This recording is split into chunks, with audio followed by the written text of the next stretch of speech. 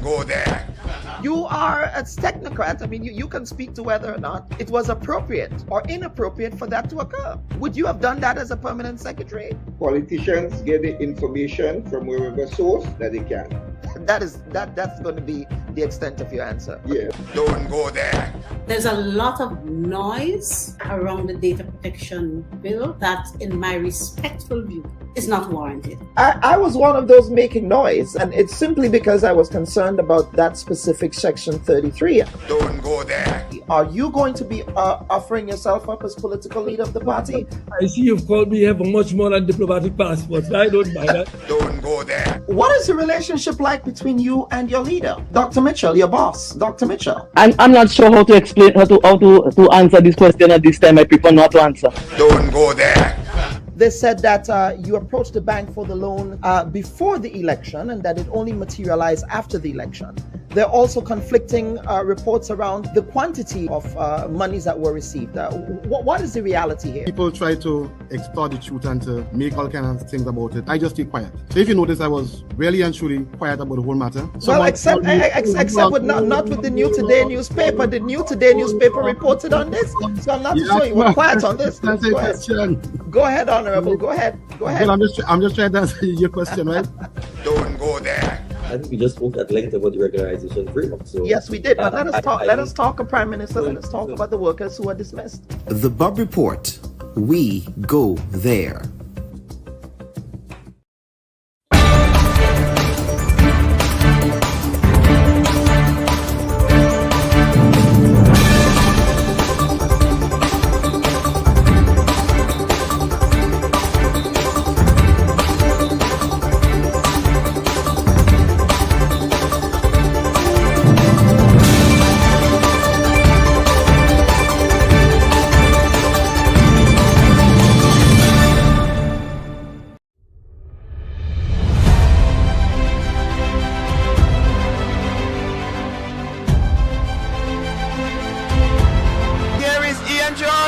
Ian George have the edge, but here comes Ethan Sam.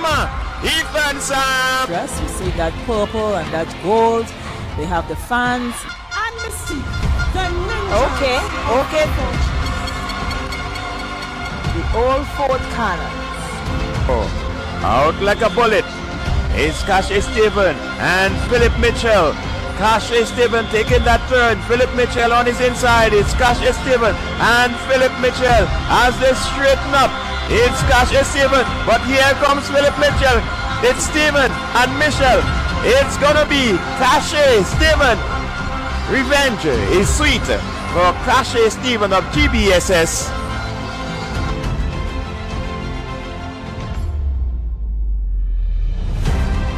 An unstoppable dream, and here is Ethan Sam having a look and realizing that he's beaten. It's Ian George. Powers home. Williams has this one in the bag. Williams, Anglican High, St. Andrews Anglican Secondary is second. McDonald College is GBSS. Sass, here comes presentation by this college, but it's GBSS moving, pulling away, handover made. Nice transition. Sass with that little slip up there, but keep your eyes on the track, keep your eyes focused. It's GBSS, round in the bend. They're in the lead. Here goes Cache Stephen. He has it in his hands. Will the record go again? Let's see. He's speeding down. He's coming down. It's going. It's going. It's gone.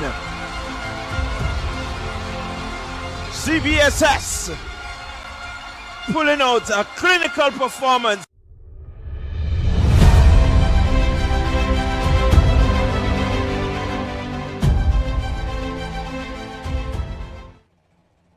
Hello, everyone, and welcome to this week's edition of the Bubb Report. I'm your humble host, Dr. Kellen Bubb. Now, on this week's program, we salute all of the schools, athletes, educators, coaching staff, and the villages from which the nation's secondary institutions are rooted for staging what was indeed a stellar 2025 Intercol. Now, Grenada's premier youth athletic championship has its roots in the ancient inter-school rivalry between the Presentation Brothers College and the GBSS that started in the mid to late 1940s.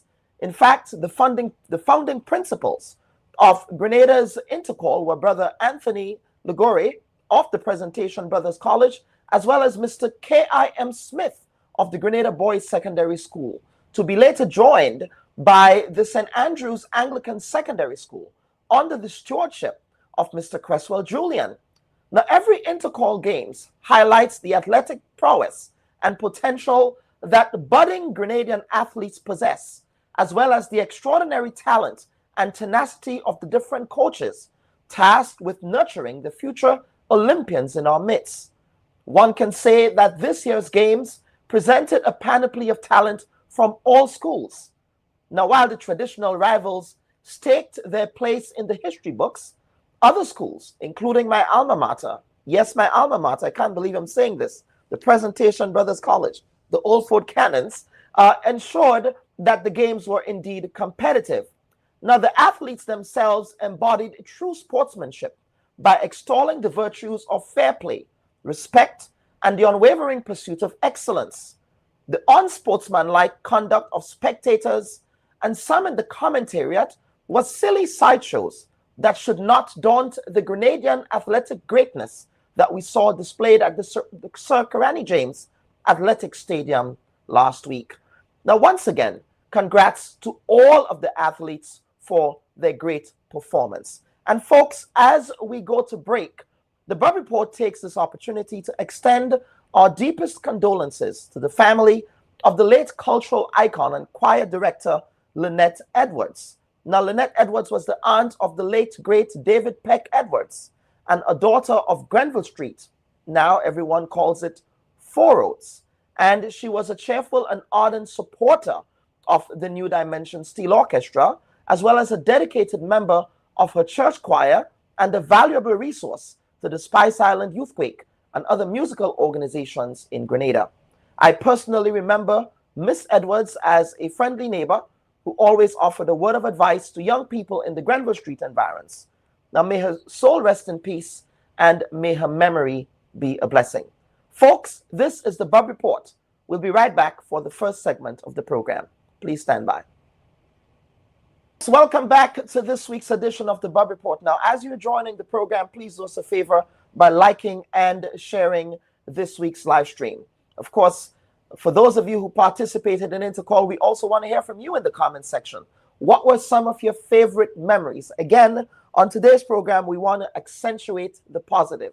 Let us stay away from the negativity that, quite frankly, a lot of adults were engaging with at the Intercol Games. I use the analogy that the young people, the teenagers, were actually behaving like adults last week, whereas the adults were throwing childish temper tantrums. And we want to stay away from that today.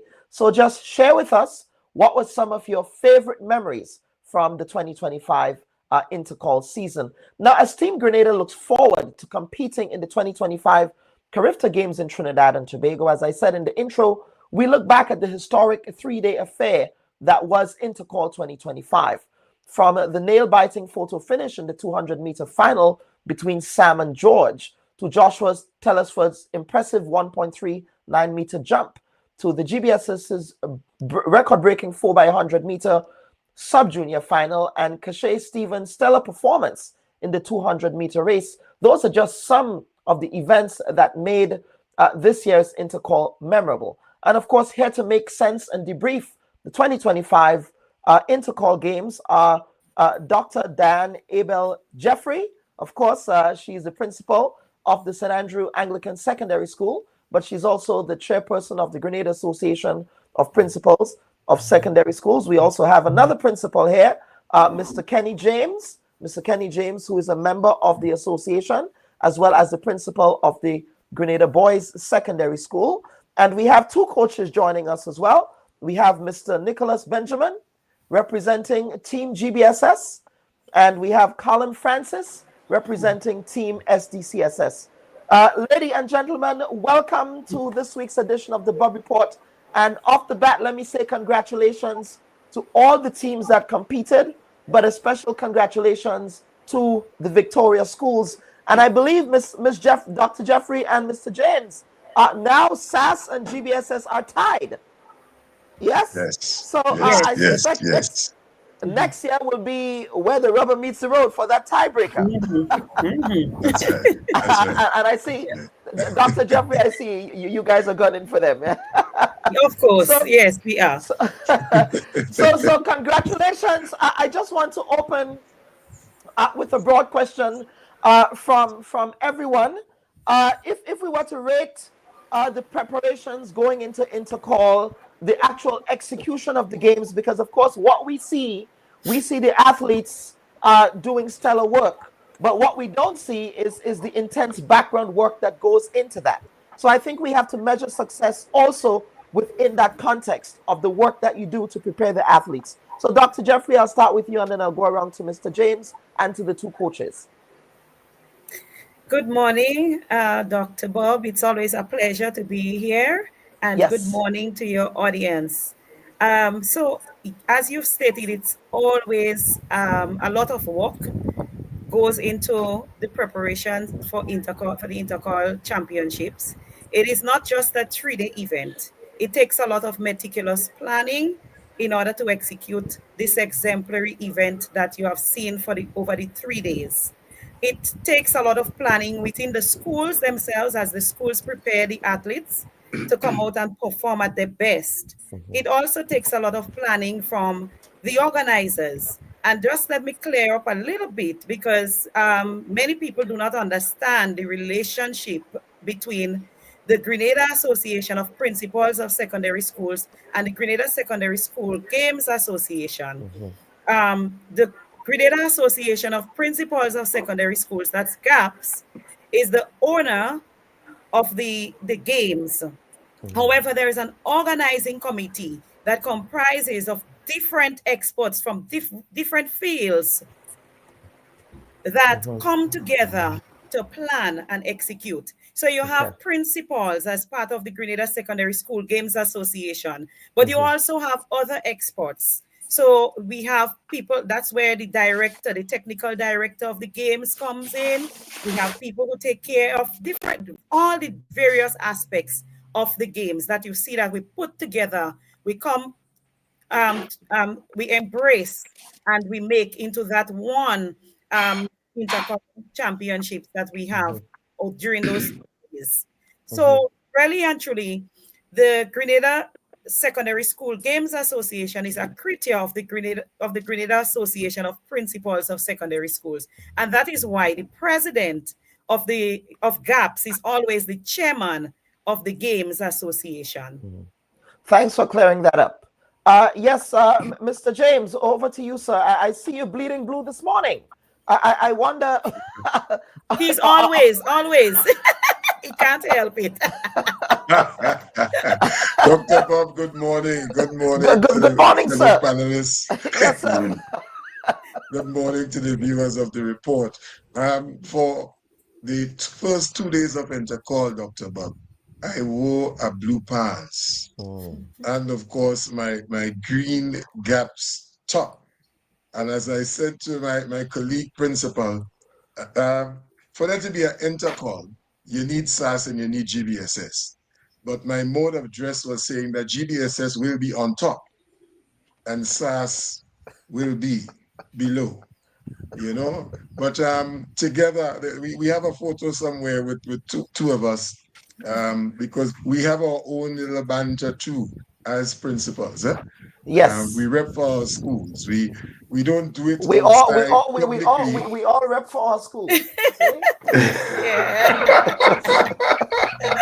But we just putting that out there. We rep for our schools. Big man thing.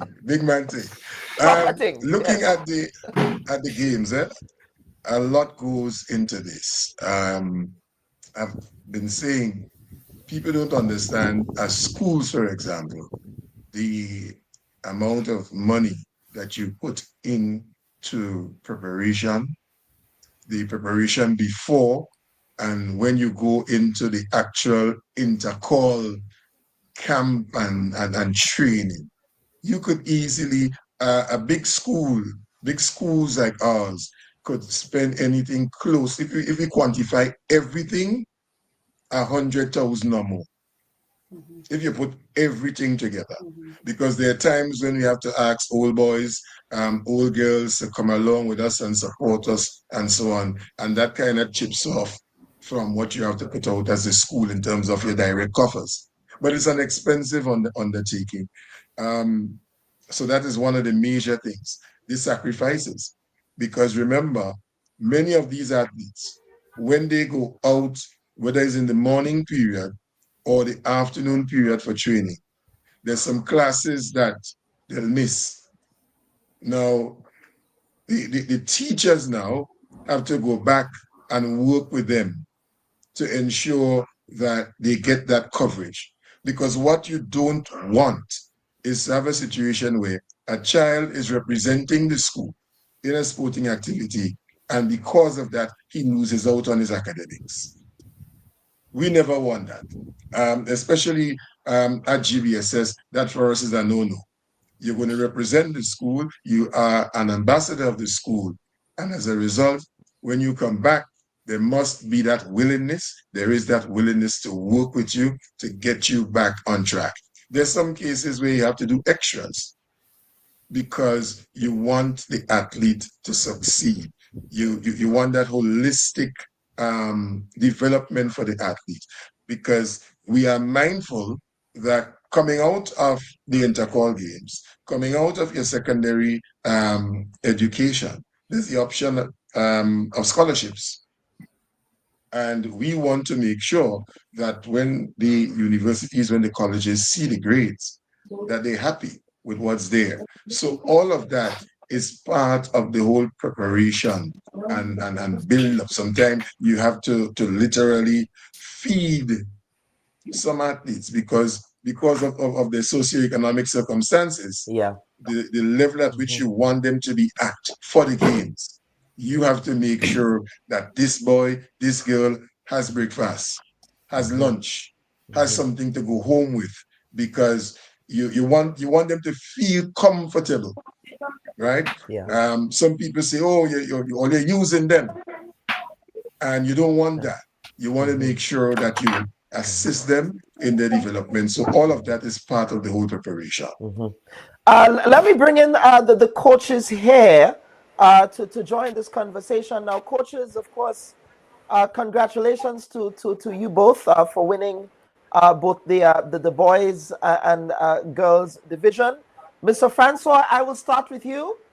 Ladies first. In your case, when I say ladies first here, I mean in the girls division, the St. David's Catholic Secondary School pull out what some would have thought was I should not be saying would have, what some thought was a surprise victory by the girls from SDCSS. So talk about the work that went into preparing your team for Intercol. All right, good morning, everyone. Yes. It's a privilege to be part of this panel. Yes, sir. Preparation started since last July. And it was intense, but intentional, right? We know that when we looked at St. Andrew duty games, we knew that SAS would have come in for the girls, right? We saw that the girls, they were dominating on 5th and 13th, so we knew that we had to get ready to stand against SAS, right? Now, it started last July, as I previously stated, and continued with morning training 3 weeks prior before the games, right? It was a team effort. Whether it be the athletes, the coaches, the parents, the warriors, it was a team effort. And everyone understood their role. And as a result, we got what we wanted. You know, that Intercol games, it was tough. There were times when my neck started hurting. But I had to put on, I cannot let these athletes know that I was nervous, I was scared, right? But the girls from SARS, the girls from AHS, they did what they had to do to come up against us. You know, we were nervous at a point, but we couldn't let the athletes see that we were nervous. We supported them, and here we are 20 times champions. Yeah, now I know that in the context of St. David's, the St. David's Catholic Secondary School community, you have you have a team of people, not only the coaching staff of the school, but you have that community coaching network as well. What role did that play in preparing your students for the games, your athletes for the games? The coaching network and the community, is very crucial in development of the athletes, right? The committee members, they were the ones coming on a daily basis, sitting down. They were the one providing extrinsic motivation for these girls and boys, right? Wherever they need financial assistance, the committee members will come in. The committee members will see you on the road, they will give you a ride. This is what we need. We need that support. And these athletes are motivated because of the committee spirit, giving them that sense of belonging, that sense of identification, that sense of, yes, we are in this together. You're not alone. Absolutely. Coach Benjamin, the Tantine Bullets, I tip my hat to you gentlemen, sir. Thank you very much, sir. Yes, Thank you very much. Thanks for having the greatest school in Grenada here representing this morning. The Tantine Bullets. You know, I actually, and one of my best friends, Dr. Terry Christopher, he's watching the show now. I'm giving him a shout out. He's a GBSS boy. And this year, for the first time, he said he was backing PBC because he wanted PBC to take away points from SAS. So he was a bit disappointed when I said I was backing SAS because I wanted SAS to beat GBSS. But here we are. So let us get into the conversation about the Tantine Bullets, GBSS preparation going into this year's Intercol. We saw some standout talent from your team. First and foremost, how do you identify that athletic talent that you have within your ranks, given that, you know, the GBSS school population is really huge, but it's also the biggest single sex school in the country. So obviously there is a lot of moving parts, I suspect, in identifying that talent. So let's start there. Okay, so what we usually do at the GBSS is find talent during your PE classes. You find talent in the PE classes and you pull them out and you put them into a different section, which we call the training section. These athletes are trained in the evening time, sometimes by myself or Mr. Lee. We also have Mr. Albert Joseph in Tantine.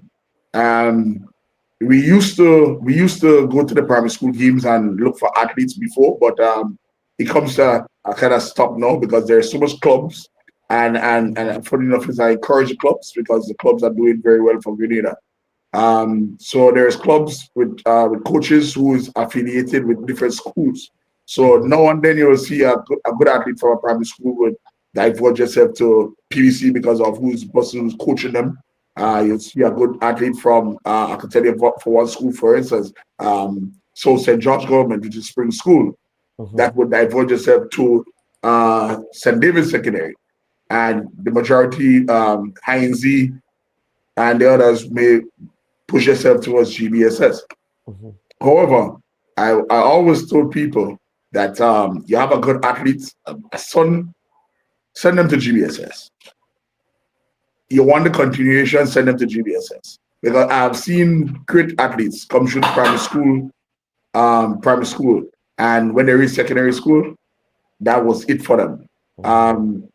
We proved it on many occasions where the person that dominated primary school games went to a different school, and the person that came fourth in that same primary school games went to GBSS. And what had happened? That fourth place person dominated Intercol right through, and he had never heard about that person no more. So it's all in sending the person where there is a good program to maintain the athletics performance. And then, of course, GBSS, they say PBC is the Prime Minister factory, but of course, GBSS is the Olympics factory. Let's be real, right? Well, we have both. Well, you have both, right? Well, fair enough. But, you know, let us talk about the talent that we saw this year. Of course, we saw the Ethan Sams of this world and the other athletic talent that emerged from the school. What future do you see for these athletes? Will they, for example, be competing? I think the window for Carifta was closed, but would any of these athletes be competing in Carifta? Yes, actually, we have six GBSS athletes representing the nation on the Carifta team.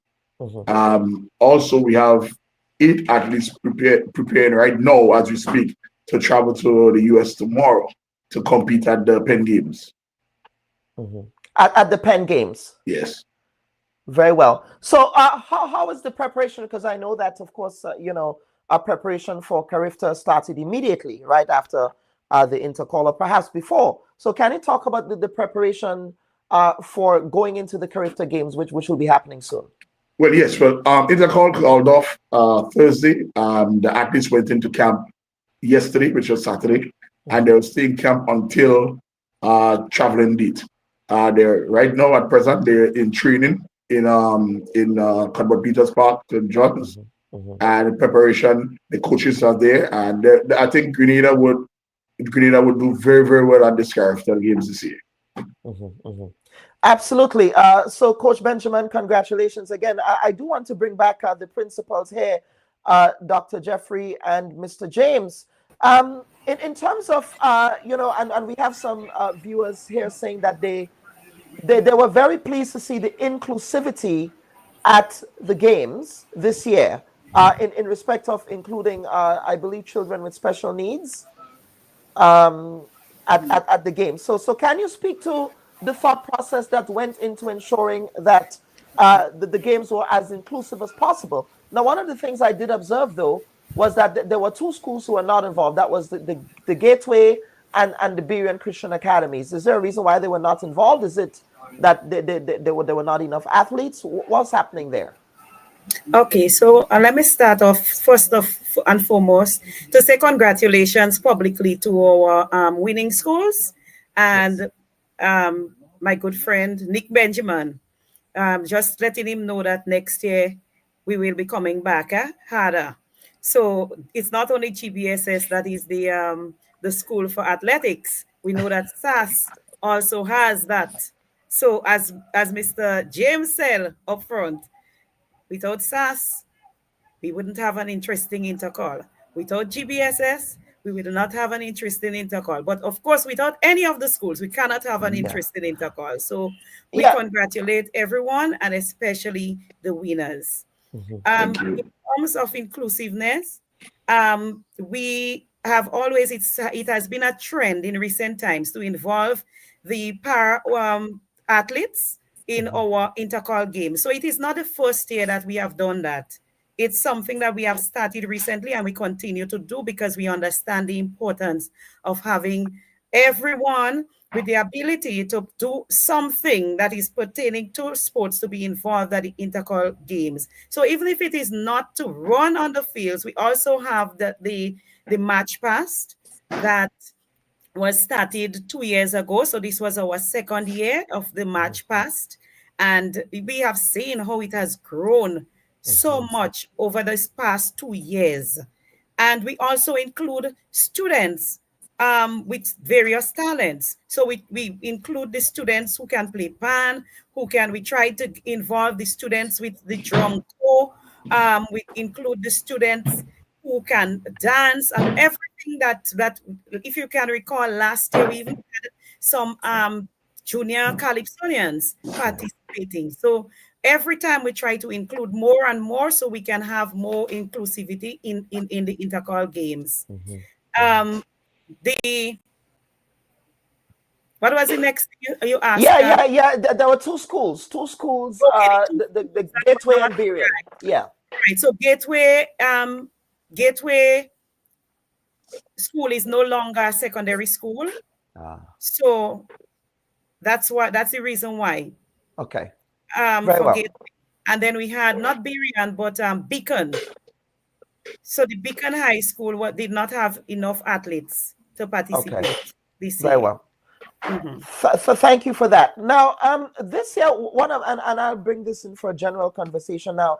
This year, one of the things I observed was that while the traditional rivals, the SAS, the GBSS, the St. David's Catholic Secondary School, I'm not going to put PBC in that.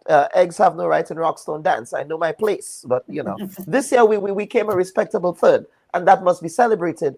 The St. David's Catholic Secondary School, etc.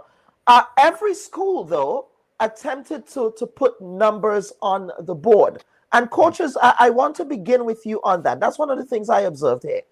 It was while the traditional schools dominated, every school had an impressive showing, including the schools from our sister island of Carriacou. Coach Francois, I want to begin with you. What conversations have you been having with coaches from other schools in respect of their preparation that enabled us to see such strong performances overall this year? Well, I can start. I can start on that. I'm going to tell you. Yes. What happened is the inclusion of clubs. The inclusion of clubs has tremendously impacted on the performances of athletes throughout Grenada, each and every school. The guys from PVC, Mr. Kito, he works very hard in talenting with these guys. Very, very hard in talenting with these guys. So obviously you would have seen good performances from them. They worked very hard. Mr. Charles, Ronald Charles in Boca, he works very hard with those athletes. Obviously, you would see performances coming from that school. I wouldn't say anything about SARS because they always work. They always work. This is true. St. David Secondary, what could we say? Track Blazers is there. Track Blazers is more or less the backbone of St. David's Catholic. Yeah. Mr. GCA. These guys work very hard. You see Mr. James in Guelph, Ian Judge, they work very hard. So obviously you would see performances escalating and we will see good performances from athletes. Wester Hall Secondary, the Anglican High School, all the coaches in Tantin work along with all these kids. So obviously you would see a very good impact. And coach could detest that because they have GBSS boys training in Track Blazers. Yeah, we have children from each and almost every school in those clubs training. So performances would escalate, and I can only see it becoming better as fast as times go by. Yeah, Coach Francois? Yes, I can attest to that. The answer is simple. The answer is training. It's no longer the St. David's Catholic Secondary School, the SAS or the GBS is training. Everyone is training. Everyone is part of a club. No, right? If you look at same with Mr. Charles, you look at Annie Logie from Convent St. George. She's with Mr. Charles, right? As Mr. Benjamin stated, there are students from GBSS training with Track Blazers. All the athletes now are training. And once these athletes get the equipment, they get the mental health support, the mentorship programs, Grenada future will be one to be reckoned with. Yep. So what my takeaway here is that the club structure, outside of the school structure, the club structure does act as that supporting pillar as well. Yes. For the schools. Principals, and of course, Dr. Jeffrey, I'll go to you. But Principal James, I want you to pick up on what the coaches just said here.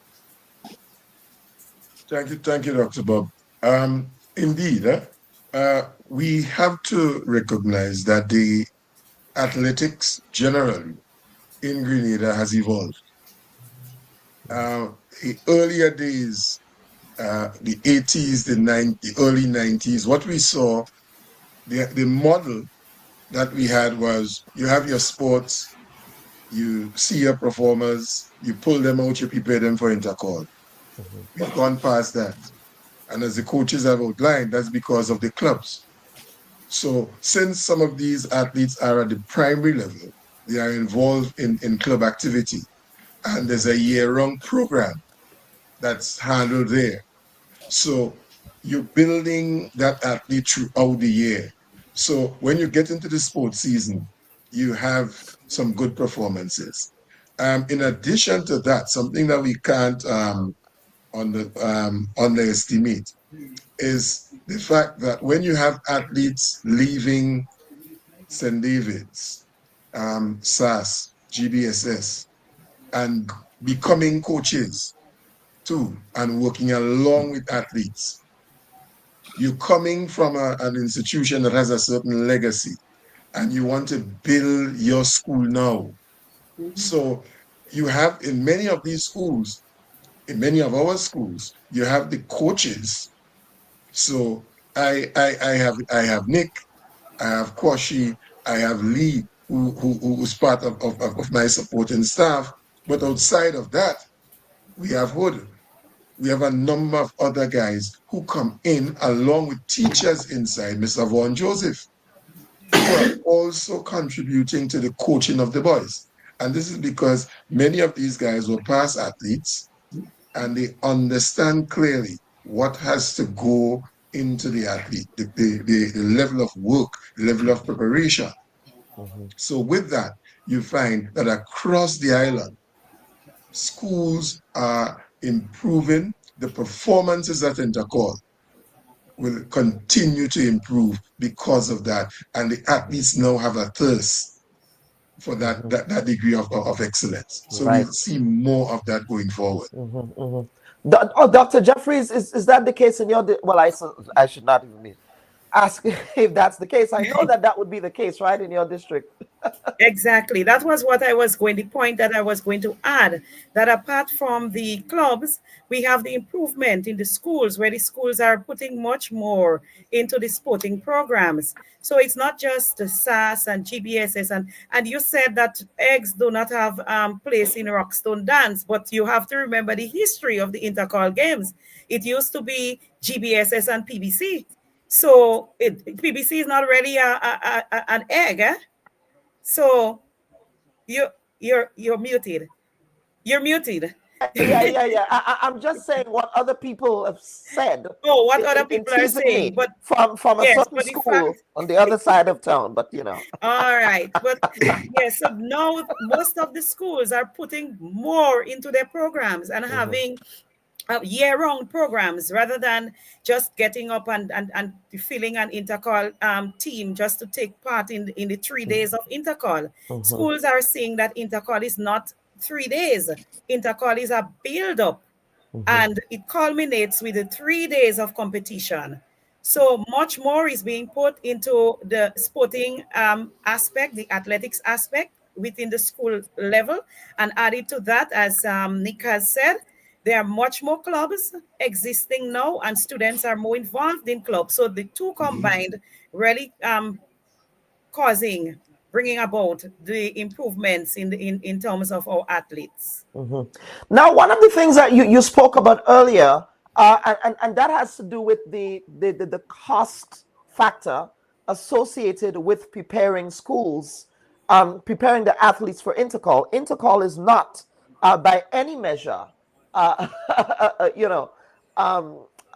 low-cost activity. As someone who served on the PBC Alumni Association in New York, you get requests for for sporting gear, you get requests for uniforms, you get several requests in the lead up to Intercol. So talk about the role of corporate sponsors, and do the institutions get any financial reward as a result of participating in Intercol? I suspect not, really. But let us go deeper into that financial aspect of it. Dr. Jeffrey, I'll begin with you there, and I'll broaden the conversation as to the financial aspect and the challenges associated with putting on games, and perhaps using this as a platform to encourage alumni spirit, encourage people in different alumni bodies to get involved, and perhaps using the Intercol as a linchpin to mobilize the vast alumni in the diaspora that we have,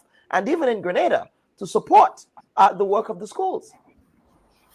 Right. So we are very, very, very, very appreciative to all the corporate citizens that have come on board to sponsor the individual schools, because as my brother, Mr. James, alluded to earlier, it takes over 100,000. If we do not, there are things that we get in kind.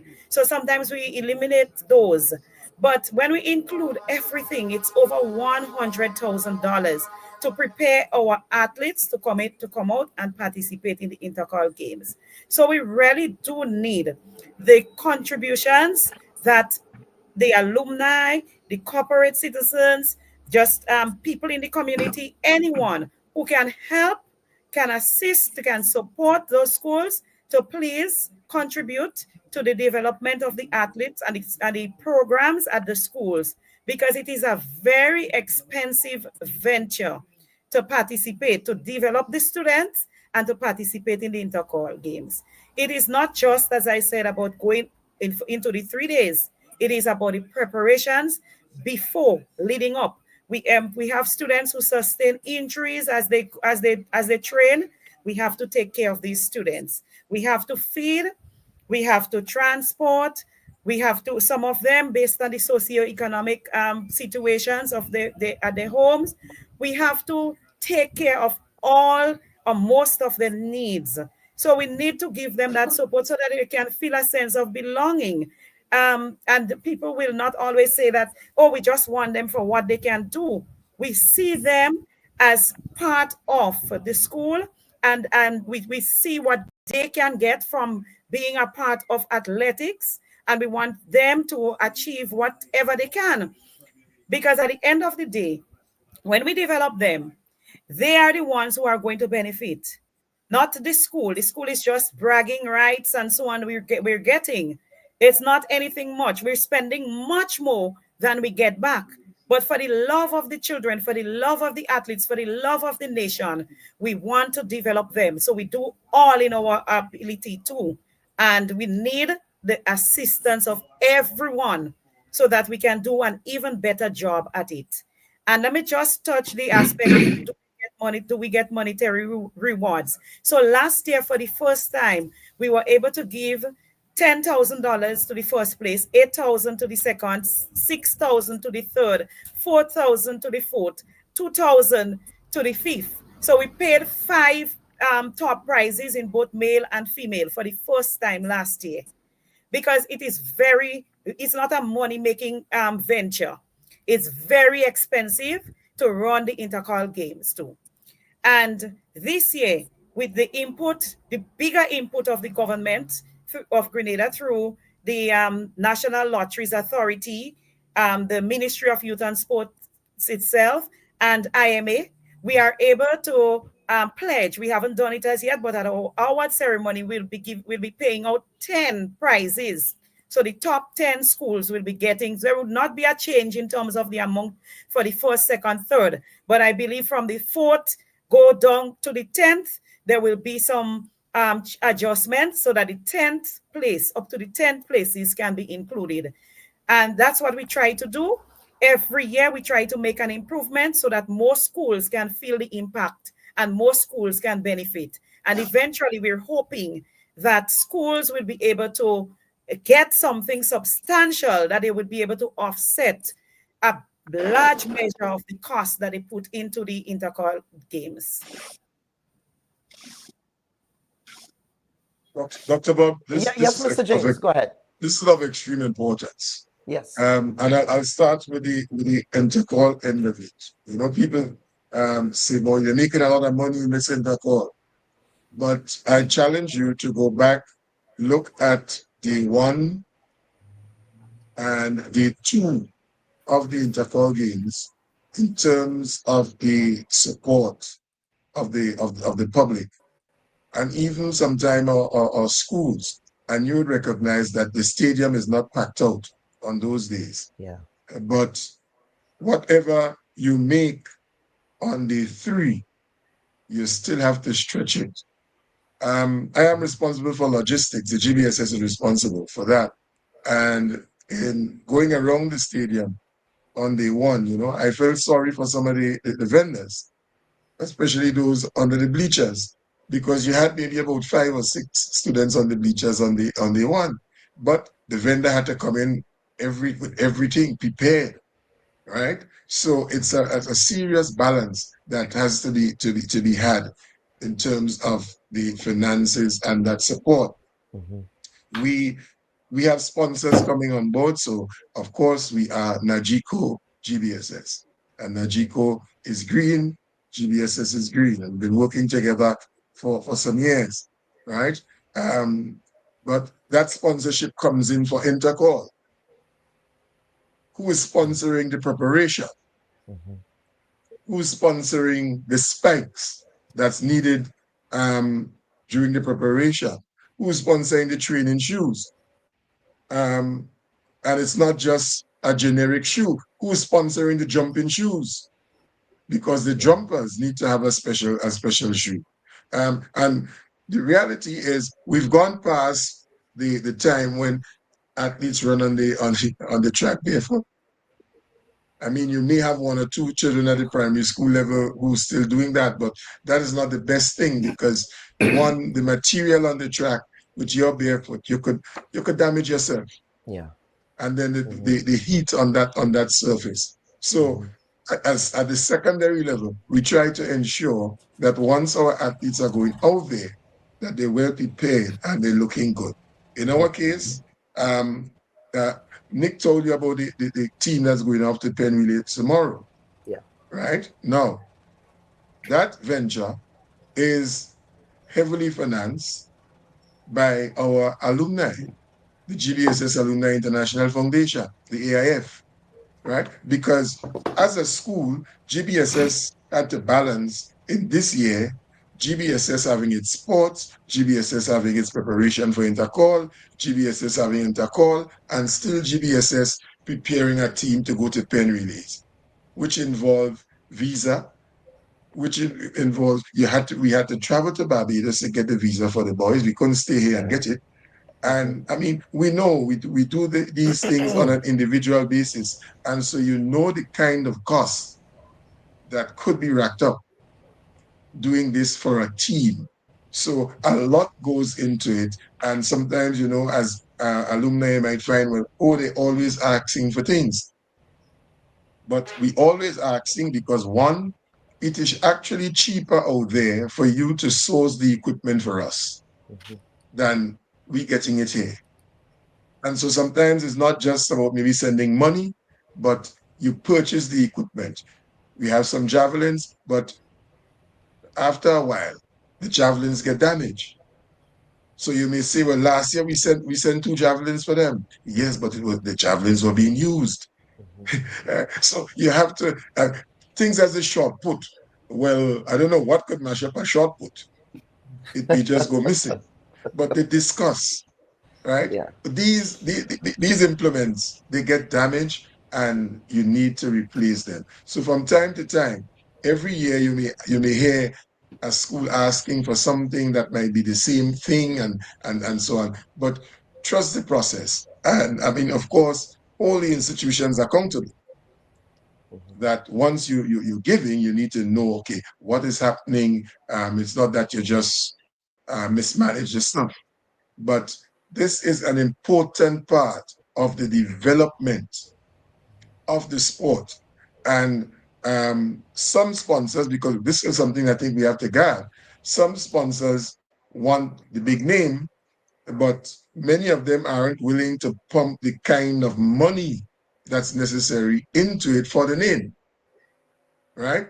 And that I'm seeing as something that we need to be careful with, because somebody may want to support your school, but boy, you're in the same business as my number one sponsor. So I can't consider that now. Yeah. Right? So there must be some partnership, even amongst sponsors, to recognize, hey, a school may need X amount of money, you are only giving them Y. But if we could work together, we could ensure that their needs are met. So I think that's a discussion that corporate Grenada needs to have, that we could work together to support schools and to support the work of schools, that they can improve. Because it's not just athletics. When you look at the guys on the track, many of them play football. Many of them play basketball, right? So it's a holistic approach, an all-round approach that I think has to be taken to the development of sports and the support of the athletes. And we haven't delved yet into dealing with the mind of the athlete. Yeah. Right? Because this more and more is becoming an important, the most important part of the training, you know. Sports psychology is very important, very important. It's critical. But we do have to get to some viewer comments, because we have to get to the next segment, and we want to say good morning to all our viewers and listeners who are joining us. Onika St. John is saying, good morning, Dr. Bubb and everyone. Happy Sunday. I'm blessed to be joining this broadcast from Home Sweet Home, Island in the Sun. Let us get to some substantive comments here. Of course, Good morning, Leonard Greenwich, Grenville Street in the house. 4 roads for life. Yes, I grew up on 4 roads too. So let us get to some comments here in relation to this segment. Margaret Francis is saying, of course, Margaret Francis attended the sister school. Great is the GBSS. Margaret, maybe that's why I'm coughing this morning. I have to repeat that phrase. So excuse me there for that. Let us get to some other.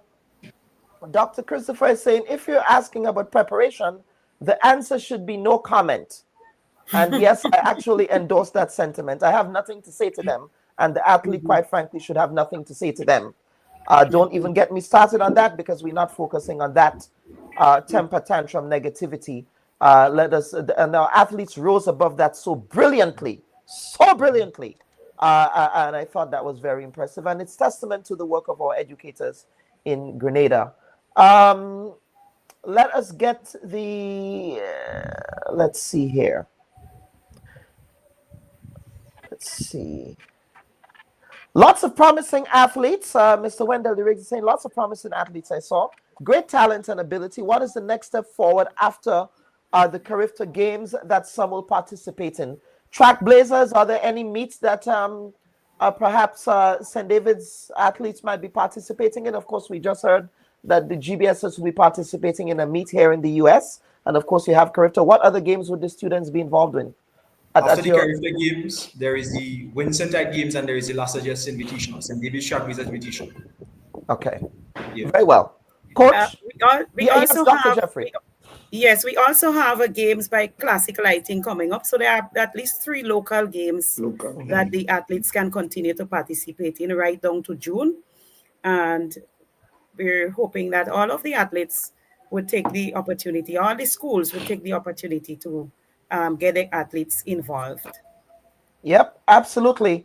Another comment, Kenley Edwards is saying, we need a sporting academy similar to the mighty Jamaicans to harness the skills and abilities of these athletes. We need to build continuity, but we also need better infrastructure, equipment, and sport nutrition, which is also important. Coaches, I want you to pick up on that there.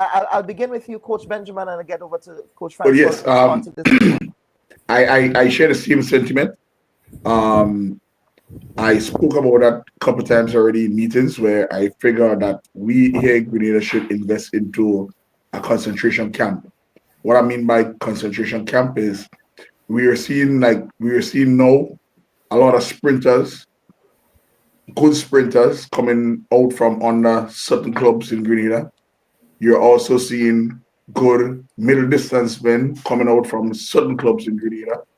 You're seeing good throwers coming out from certain clubs in Grenada. So what I'm thinking is if we have a concentration camp where we have all these kids on one group of people, all the sprinters, all the middle distance persons, all the throwers, we would have better performances because you'll be able to concentrate more on those athletes at the same time. However, in the clubs, you might have 2-3 coaches, and those 2 or 3 coaches will do everything at the same time, probably, right? So I'm thinking the way forward is having concentration camps where the Ministry of Sports would involve their coaches, or, for instance, I can give you a perfect example. Mr. Paul in St. David's, he's the best throws coach on Ireland. He has persons working under him.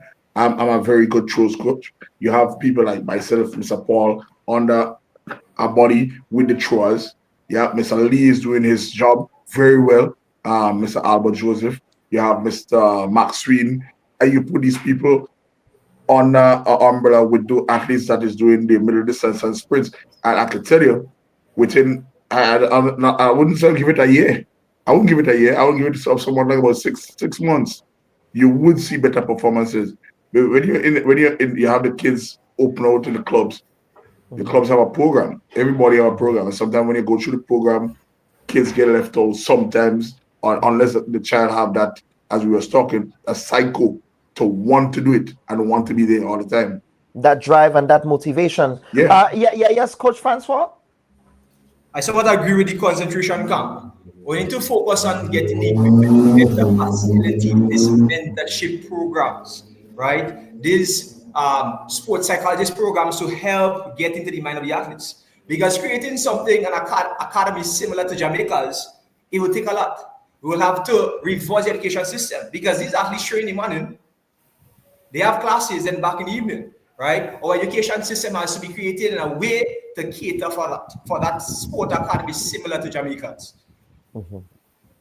Yeah, yeah, absolutely. Let us get on to some other views. Of course, we have some questions here about increasing the back and forth about participation of the public on all 3 days, but we have a question here from Ms. Jeffrey. I was very impressed with the match pass to see how much was put into it. Question: why was only 4 teams singled out in the girls division when all the schools went out of their way and wasn't recognized?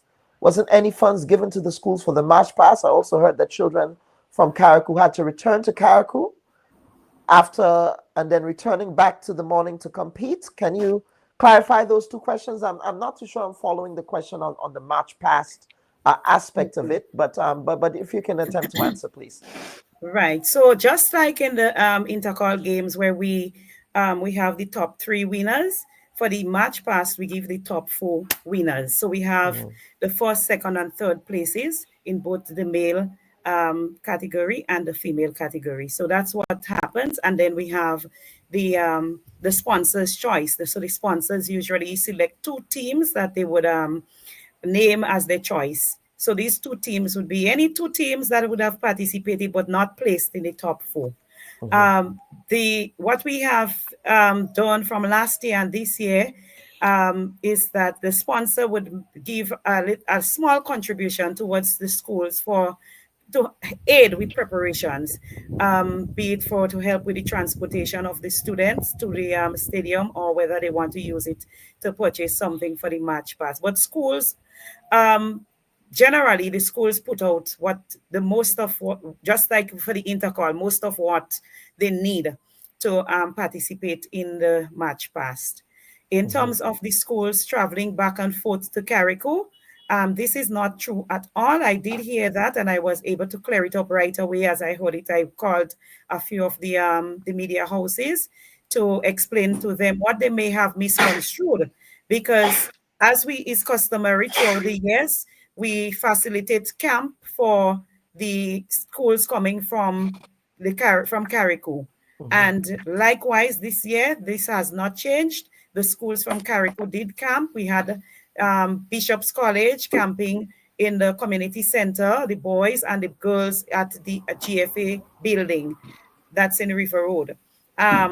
The Hillsborough Secondary School camped at Westmoreland School. And that is exactly what happened last year also, except that the boys, instead of camping in the community center in River Road, they had camped at Wesley College. But this year there was some issues at the Wesley College in terms of the facilities, as well as I think the Wesley College themselves wanted to have a small camp for their own athletes. So we had to resort to getting another place, and that's why we got the community center. The students who may have traveled because the school had opted to send back the students who had participated in the match pass on the day. This is exactly what happened last year, and exactly what happened this year again. We have another comment. Hats off to the athletes who carry the mental well-being of athletes. Shauna Coffey and her team, again, going to the whole question of sports psychology, because it's so important, especially given that these athletes are thrust into this public spotlight. This is a major stage where, again, it's not only Grenadians in Grenada that are watching this. This is streamed worldwide. Maybe talent scouters are looking on and things like that. So it's important to make that point. Penelope Jello, and we will end the comment because we have to get to the next segment, and then we go over to you for closing comments, folks. Our Olympians' exploits have generated lots of interest in Grenada, contributing to our tourism industry. Is there any support from the GTA and other tourism-related businesses? Because I would say this, I think outside of Carnival, I think Intercol is the second biggest national event in Grenada. I mean, just look at the fervor that it generates, the interest that it generates, not only in Grenada, but in the diaspora. You know, at work, I was dressed like this, you know, and everyone. I know you felt proud on the first day because I think the first score that we heard right. BBC was in front. Correct. And adding to that, you know that I heard from the producer that this year's Intercol was the most watched event ever in Grenada. And the production watched Intercol, the watched event ever. And kudos to the production team, man. That production was Olympic level quality. I have to say, the replays, everything. Yes. Hats off to you guys. First class production. Yes. So what we want to do now, we want to go over to all of you for some closing comments. Coach Francois, I want to begin with you. Of course, while I attended the PBC in St. George's, I am forever will be a proud product and son of St. David's, Primrose to be exact. So very proud of the St. David's Catholic Secondary School and the performance in this year's Intercol, representing the best parish in Grenada, folks, without question, St. David's. Coach Francois, over to you, sir, for closing comments. Well, I'm from St. Andrew and a proud product of St. Andrew Secondary School. well, we adopted you, okay? We adopted you, so. I just have some advice for the athletes. There are those athletes who are listening, or parents who are listening. I want you to let the athletes know that they should respect the process, right? Trust the process. Put God at the forefront of their journey. Enjoy what they're doing, right? You know, bullying will come, everything will come, but say no to those things, right? Rest those things. Take a break from social media. It's you versus you. And also to remain coachable. These coaches are working, don't switch coach. Trust the journey, trust the process, and you will see it. All right. Trust the process. Yes. Over to you, Coach Benjamin. Well, first of all, I would like to say thanks to all our supporters from near and far, and for all those that we have captured due to the winning of the Intercol. Hats off to SAS, my friends up on that side. What I can tell people is that the love is always there. I think SAS, the St. Andrews Anglican Secondary School, brings out the best in me because without them, I could tell you I could sit back every day and don't do anything, and we will still be on top. So, so being outside there is because of that school. I know they always will come. They always will come. But I just want to make sure people the listeners know we will stand to ourselves. Great is the GBSS. GBSS. Well, we don't want a GBSS pile on now. Dr. over to you for some closing comments.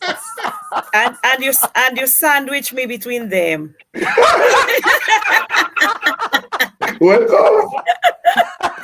Well, we can say great is the GBSS, but greatest is SAS. And you know, so I have to do a dual role here. I must say thanks to the sponsors of the Intercol Games, and I must say thanks to our title sponsor also, Nawasa, because you know Nawasa SAS. Nawasa has been sponsoring SAS over the past 5 years, and we're really appreciative of the input.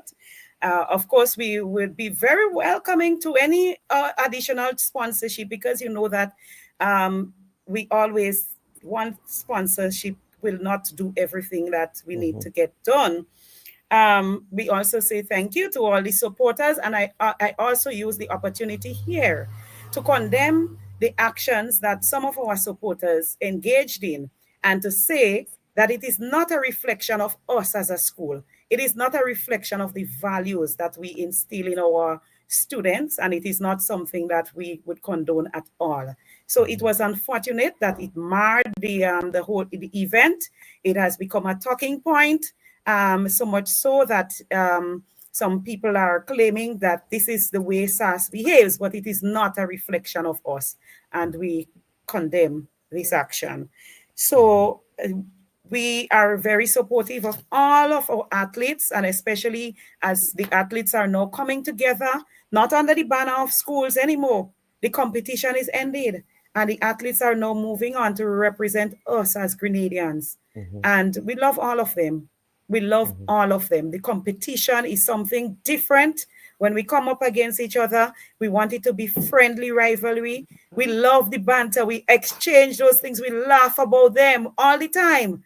Yeah. We laugh. GBSS gives us, SAS gives back to GBSS, and we laugh. But when it comes to that level of and it should never be personal. You know, this is not something that you take personally. You know, it should not. Yes. And it's a bad look for adults. As I said, for adults, the ones who are not throwing tantrums this year were the children, were the teenagers, were the athletes. They behave more like adults than some adults. I don't know if people would have observed at the end of the games how GBSS and SAS were the two schools that were together, celebrating on the field there at the end of the games. GBSS and SAS. So this was unfortunate, and we really hope that things like that do not continue into the future, and that we would learn to celebrate in harmony and to accept whatever the results are. Absolutely. Comrade James, over to you, sir. My very good friend. Not when it comes to...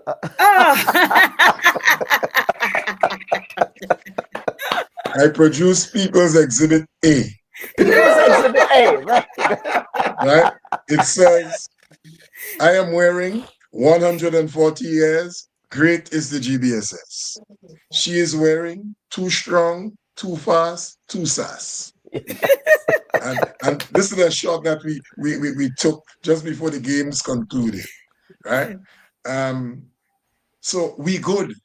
We enjoy ourselves, right? The athletes are good. Yes.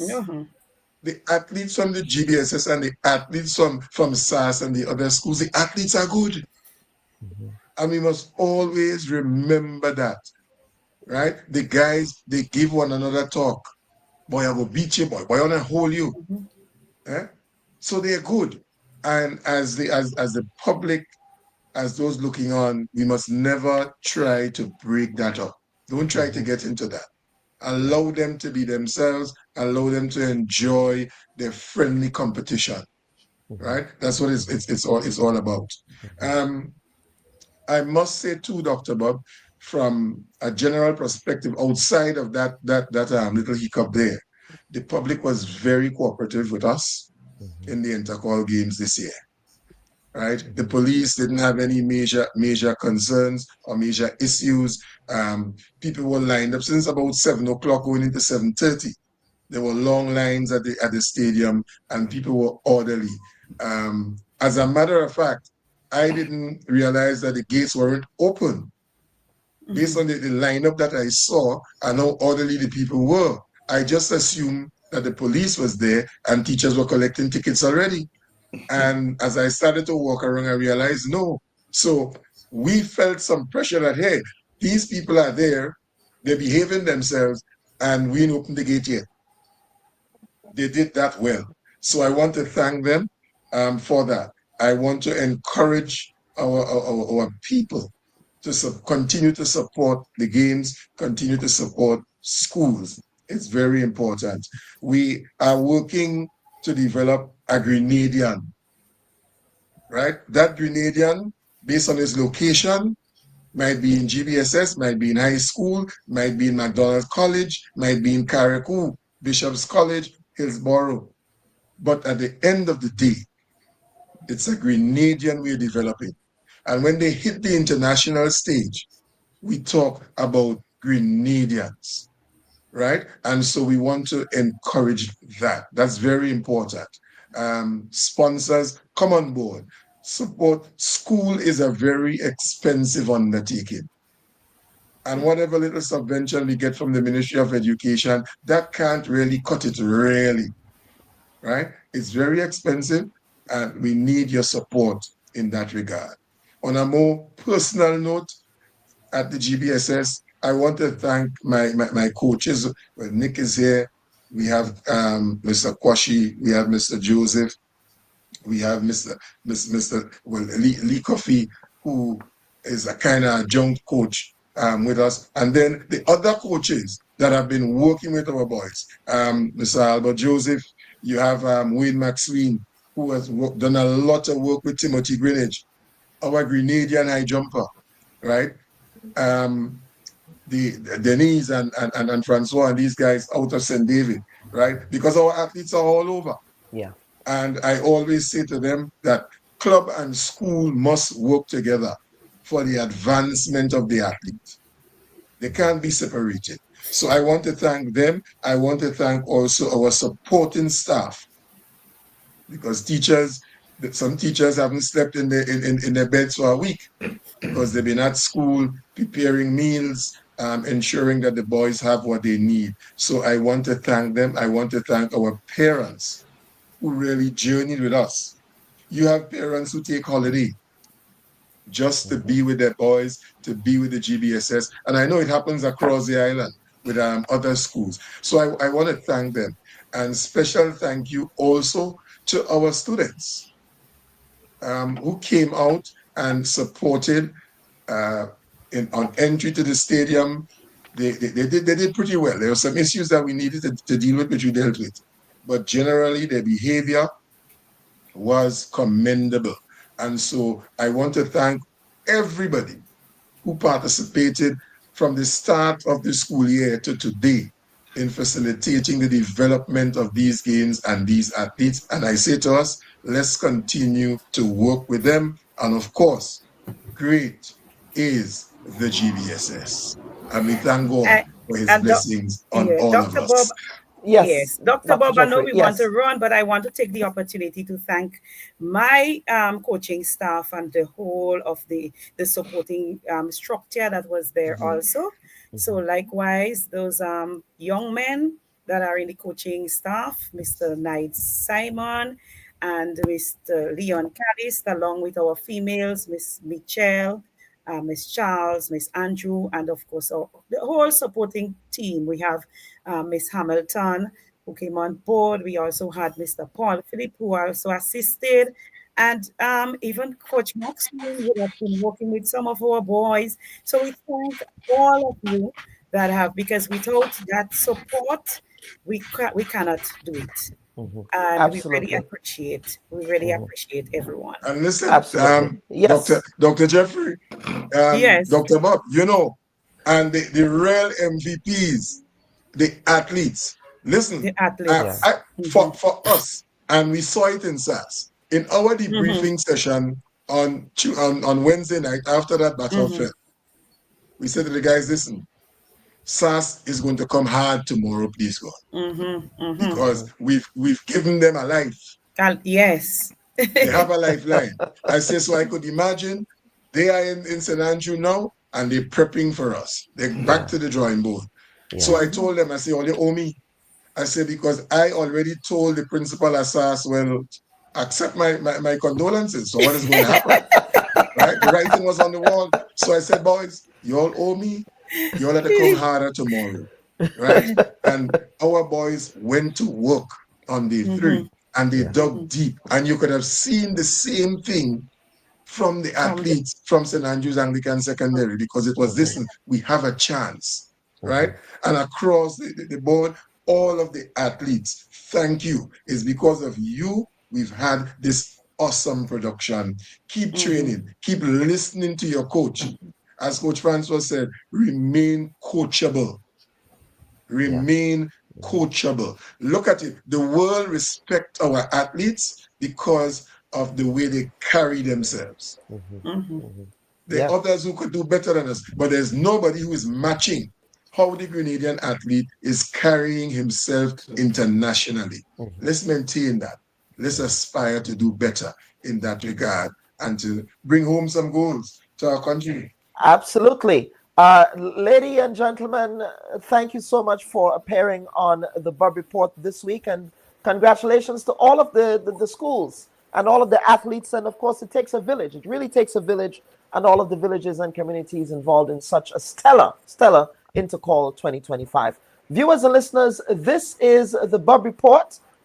We were just having a very important and really positive and uplifting conversation about Intercol 2025 and the athletic talent that we saw on full display there. And as we go to break, we'll just a reminder that perhaps for next Intercol, maybe it should be called the Clout and Fame session. Who knows? Maybe we can come up with a naming competition. Clout and Fame. Whoever came up with that, very brilliant talking point. They're very brilliant thought process. But on a positive note, very, very good job to all involved in the Grenada Intercol for 2025. Folks, this is the Bubb Report. We'll be right back for the second segment of the program. Please stand by.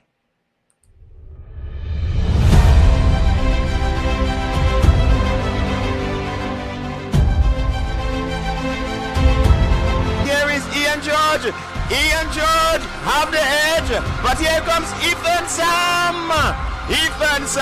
Yes, you see that purple and that gold. They have the fans. And the sea, the ninja. Okay, coach.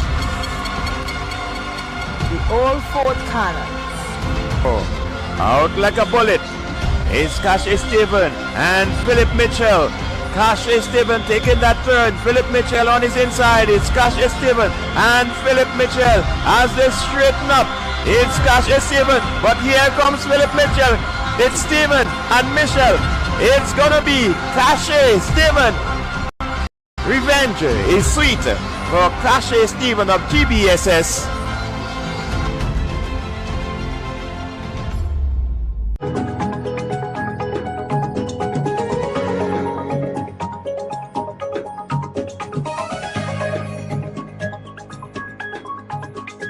The attitude to work by our young people, and not only blaming young people, but general persons, is sour in Grenada. You are coming to work only for money and not really production and productivity. And that is, which one of us gets up in the mirror and look at yourself in the mirror and say, listen boy, what am I contributing today to my workplace or my country? We don't do that. It's always the other way around. Not all young people are bad, don't get me wrong. I have a group of young people in my establishment that are excellent workers. 90% of the people that you see on the block is men. They just sit whole day, they may cook, they may beg for some money to put on a pot, they do nothing. Who are working in our country are women. Look at our schools, look at our universities, look at the professions. 80% of what used to be men, women taking it. Because women have a need to go to work. We have a problem in our country with how we regulate and change. If you want to use the word transform, how do we transform that mental capacity to say to our men? Because construction and agriculture in our country suffers the most from labor shortages. And I tell the Prime Minister already, I believe a short-term fix to this, get rid of work permits. That's a waste of time. Bringing people from Venezuela, bringing people from Trinidad, coming in industries where we don't want to work and show them how to work. And then you're going to see probably a change in attitude. But that's a low-hanging fruit in a short term. The attitude to work by our young people, and not only blaming young people, but general persons, is so... And folks, welcome back to this week's edition of the Bubb Report. We are happy that you can stay with us. And of course, before we get into the second panel segment of the week, the Bubb Report wants to take this opportunity to extend our deepest condolences to the family of the late Dr. Brian Francis, who passed away in Barbados, where he was residing. Of course, he was a former permanent secretary in Grenada's Ministry of Finance, and was one of the most brilliant minds, not only in Grenada, but throughout the Caribbean region.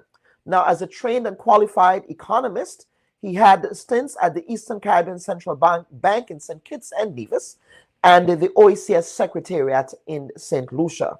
Of course, his passing as a brilliant Grenadian mind is certainly a loss to Grenada and the OECS community, as well as to the University of the West Indies community at Caveville campus, where he also served as a lecturer. So may Dr. Francis rest in peace, and may his memory be a blessing. And we certainly thank him for his service to Grenada and to the Caribbean.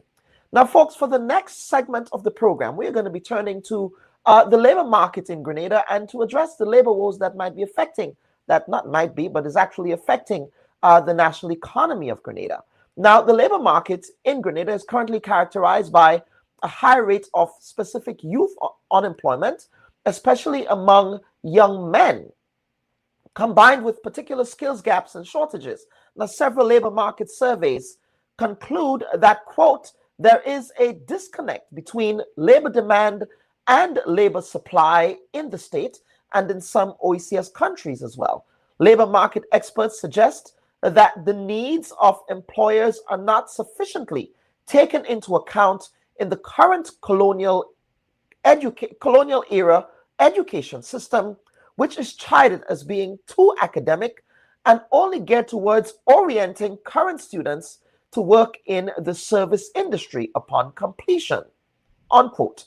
In fact, data from a January 2022 World Bank report said this, quote, having an inadequately educated workforce ranks as the second biggest business obstacle identified by firms in Grenada and the St. Vincent and the Grenadines, unquote. Now, the issue of the skills gap, which leads to this current acute labor shortage, is not new. In 2020, Laurel Gonzalez, writing in the Journal of Post-Colonial Directions in Education, said this, quote, in the 2017 to 2018 school year, the state of Grenada also equipped 5 secondary schools to provide CVQs, but only one of these registered enough students to implement the program. Of these, only 11 received a level 1 certification for general construction. And amongst ongoing efforts to reconcile shortages of skilled labor with high unemployment levels and the demands of a changing economy, the GNTA, she says, continues working to strengthen training institutions' capacities to deliver certified training. And of course, she goes on to talk about the skills gap, which is leading to these challenges of the labor shortage, which is now coming into stark focus in Grenada. Again, of course, it was first raised by Senator Salim Rahman in the Upper House of Parliament in a debate, a recent parliamentary debate, but also, as you saw here, by former Senator Chris Diali, as well as several other entrepreneurs in Grenada. And we had to have a conversation about this. So I'm happy to be joined by the second panel, Dr. Kimoy Edwards, Mr. Samuel James, and Senator Salim Rahman. Ladies and gentlemen, welcome to this week's edition of the Bubb Report. Thank you for having us. Good morning, and thank you for having us, Dr. Bob.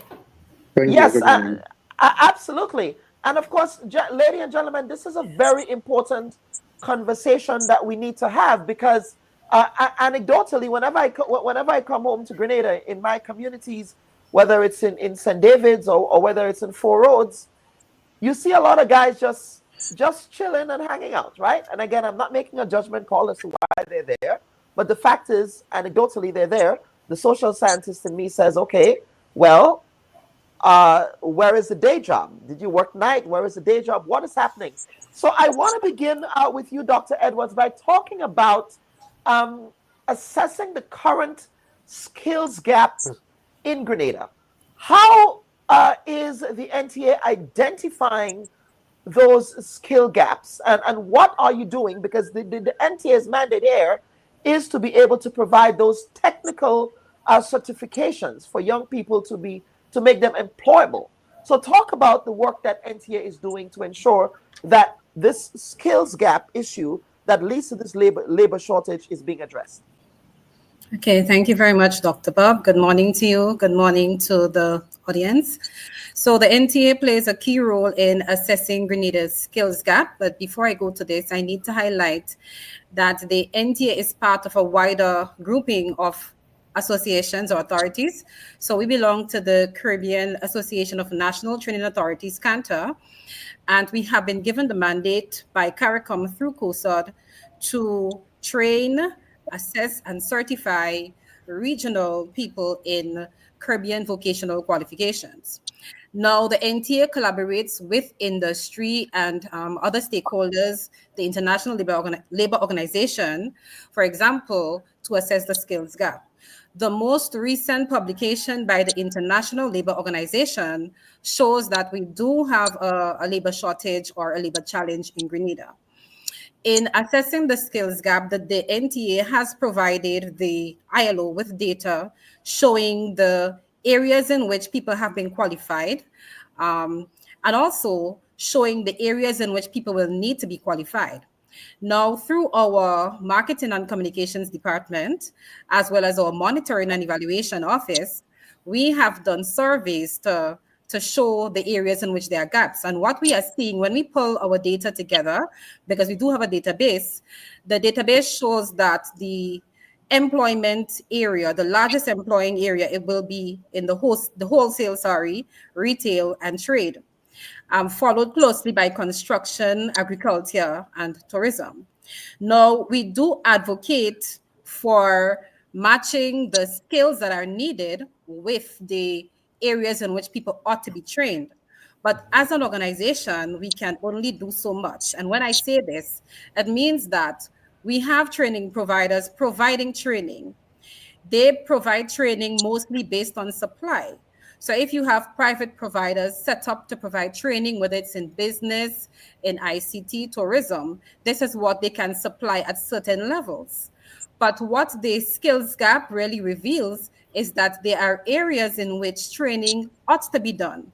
And it's not that we cannot do it, but it's because we have to ensure that we have the infrastructure, we have the capacity, and we have all those other things that to offer training at a higher level. So we have been looking at the data, and we recognize the need to be more granular in the approach, in that apart from the labor market information that we have collaborated with the ILO and other organizations to publish or to provide data, there is a need for a more granular and deeper approach, and that will be for a skills audit, a national skills audit, to look at the current gaps.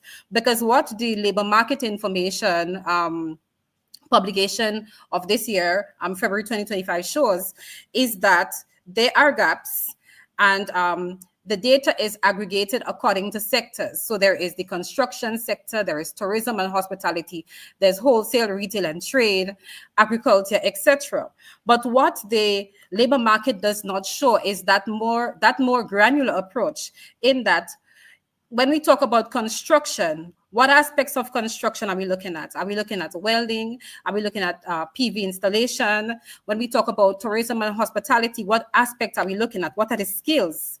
So we have been reaching out to organizations, our key stakeholders, to discuss the need for a national skills audit, as was done in Guyana recently, as well as St. Lucia.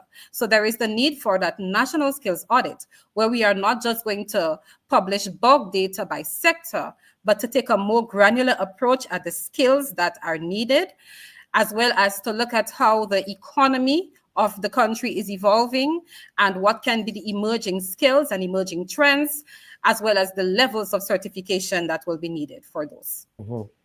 Absolutely. So thank you for that context. Senator, I want to bring you in here. You just heard what Dr. Edwards said here in relation to this skills gap. But in the private sector, you are seeing this up close and personal. You're living this experience as employers every day. So talk about, in respect of that skills gap, and how that perhaps might be affecting private sector growth prospects, and not only growth prospects for the private sector, but we're talking about national and macro level growth prospects as well. Good morning, Dr. Bob. Good morning to my co-panelists. Good morning to your listeners at home and abroad. Definitely, we have daily challenges in the market, our local market as it relates to businesses. There are so many issues. There is a skills gap, and I commend Dr. Edwards for that intent to do a granular study. But there are many issues relating to the workforce currently. There are issues of productivity. There are issues of employees not coming to work on time or scheduled for a shift and not making that shift without giving a proper excuse. There are consistency issues that plague the industry. And so we need a mind shift towards our labor market. Mindset shift. When we look at service industries, for example, we look at other economies in the world and the service that they provide, not only locally, but to the world, for example, the Philippines. We see where we can clearly see where we need to improve. We're speaking about two things here. We're not only speaking about skills, we're speaking about the way we carry ourselves on the job, our ethics, right? We're speaking about, for example, in the service sector in Grenada, in the automotive sector and in the service sector, we have employees who come to work and they have assigned their tools. And sometimes they misplace their tools. And within the employees, they steal from one another so that they have their tools and they take from somebody else's. Simple things like that upsets their ability to do work because they don't have the tools to perform the work. So, for example, they would come to work 5 minutes before the workday starts. And when they come to work 5 minutes before, usually they would come in, or many times they would come in and have breakfast at work. They'd go into a corner, take long to change, and have breakfast while the workday starts. I mean, you can't do those things. So it's not to say that it's all doom and gloom. No, don't get me wrong. I've been in the private sector for all my life. And I have some very, very, very good employees. I think I heard Senator Diali say that in your clip. I have some very good and consistent employees. But we do have those consistent issues where employees continuously come to work late. We also have a drug abuse problem in Grenada, whether we want to be honest about it or not, right? And yes, we have to prefer our local labor and protect our economy. We have to protect Grenadian jobs. We have to within the private sector, even if we need to look outside. And so that's why we need to make sure that we pull them up, so to speak, in the areas that they need to improve, because we need greater efficiency. We do need greater efficiency during the day. So productivity is an issue, definitely. And then you have in the construction industry, for example, before it is time, if you're going to work finishes at 4, by 3:30, 3:45, everybody's changing their clothes. Everybody's getting ready to leave. If I'm paying you from 8 to 4, you have to get ready to leave after 4 or at 4, not before 4, right? It means you stop work at 4.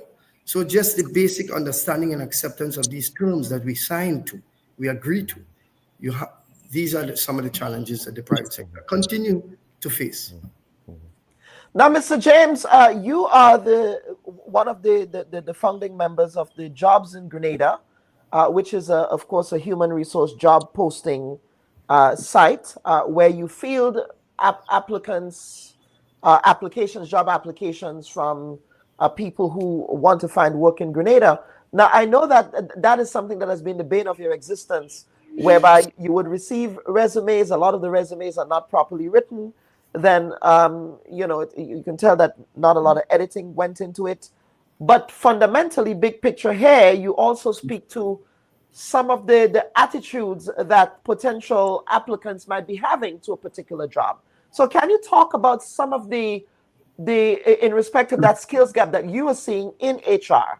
So when people send your resume to you, what are some of the areas of weakness you identify, but that employers are also mentioning to you that they identify as well?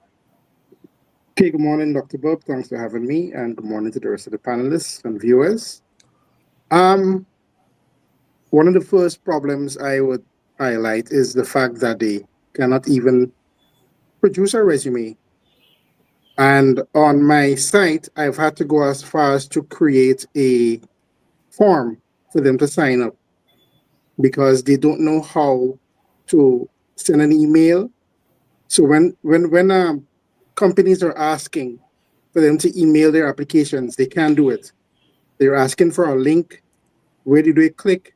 So they don't understand the connection between creating a document and having it being emailed to our workplace. And so what happened is that in some industries, they are not receiving a lot of applications because people just don't know how to do it. And that starts from school, and now it's manifesting itself. And I have seen a vast increase in applications being received by just creating that form because they just couldn't do it. And what Mr. Araman said, I had this conversation with some colleagues just last night, and every single thing that he complained about today or spoke about came up last night. So it's a lot of people having the same issues throughout Grenada. And their attitudes, well, that's another story because you would have people being very rude on the phone when they're looking for a job. Boss, what job you there for me? No, there's a text message they would send to the phone. When you try to engage them professionally, they would say, well, I ain't have time for all of that. I'm just looking for a work. When you try to correct them. And so they have this attitude where, yes, some might be looking for a job, but their soft skills are lacking. And I just don't know how they're going to make it when they actually do walk into the doors of the workplaces. Now, you mentioned the soft skills, and I will pick up on this issue of skills. But in the jobs that are posted through your agency, that are sent from employers, what specific skills that these employers are looking for, that when you get the resume, that you see a mismatch here that says, okay, well, you're applying for this job, but clearly you do not have the skill? What specific areas are people looking for employees for, and the skills are just absent? Well, a vast majority of applicants have actually probably not finished secondary school. Their subject areas that they were successful in would have absolutely nothing to do with the industry that they're applying for. Some of them have no experience in the industry, and so when they actually show up for the job, they can't do it.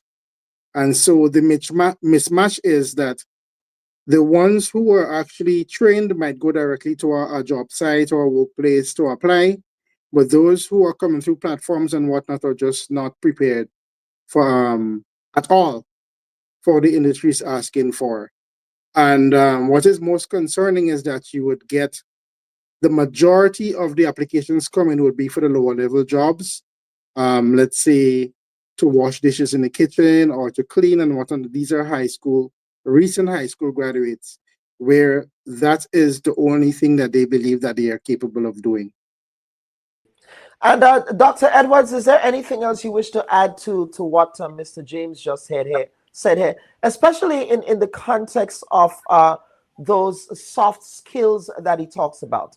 What work is NTA doing to address that issue as well? I know that you're doing an entire audit there, but is that something that's on your radar as well? Right. Thank you very much. So in terms of soft skills at the NTA, we recognize that the hard skills, technical skills, and soft skills are important for employees to be able to function efficiently on the job. Now, we collaborate with employers to develop standards, and we currently have over 247 or so standards. Those standards are based on work or tasks that employees ought to be able to perform. We collaborate with employers to develop and validate standards through the Standards and Planning Department.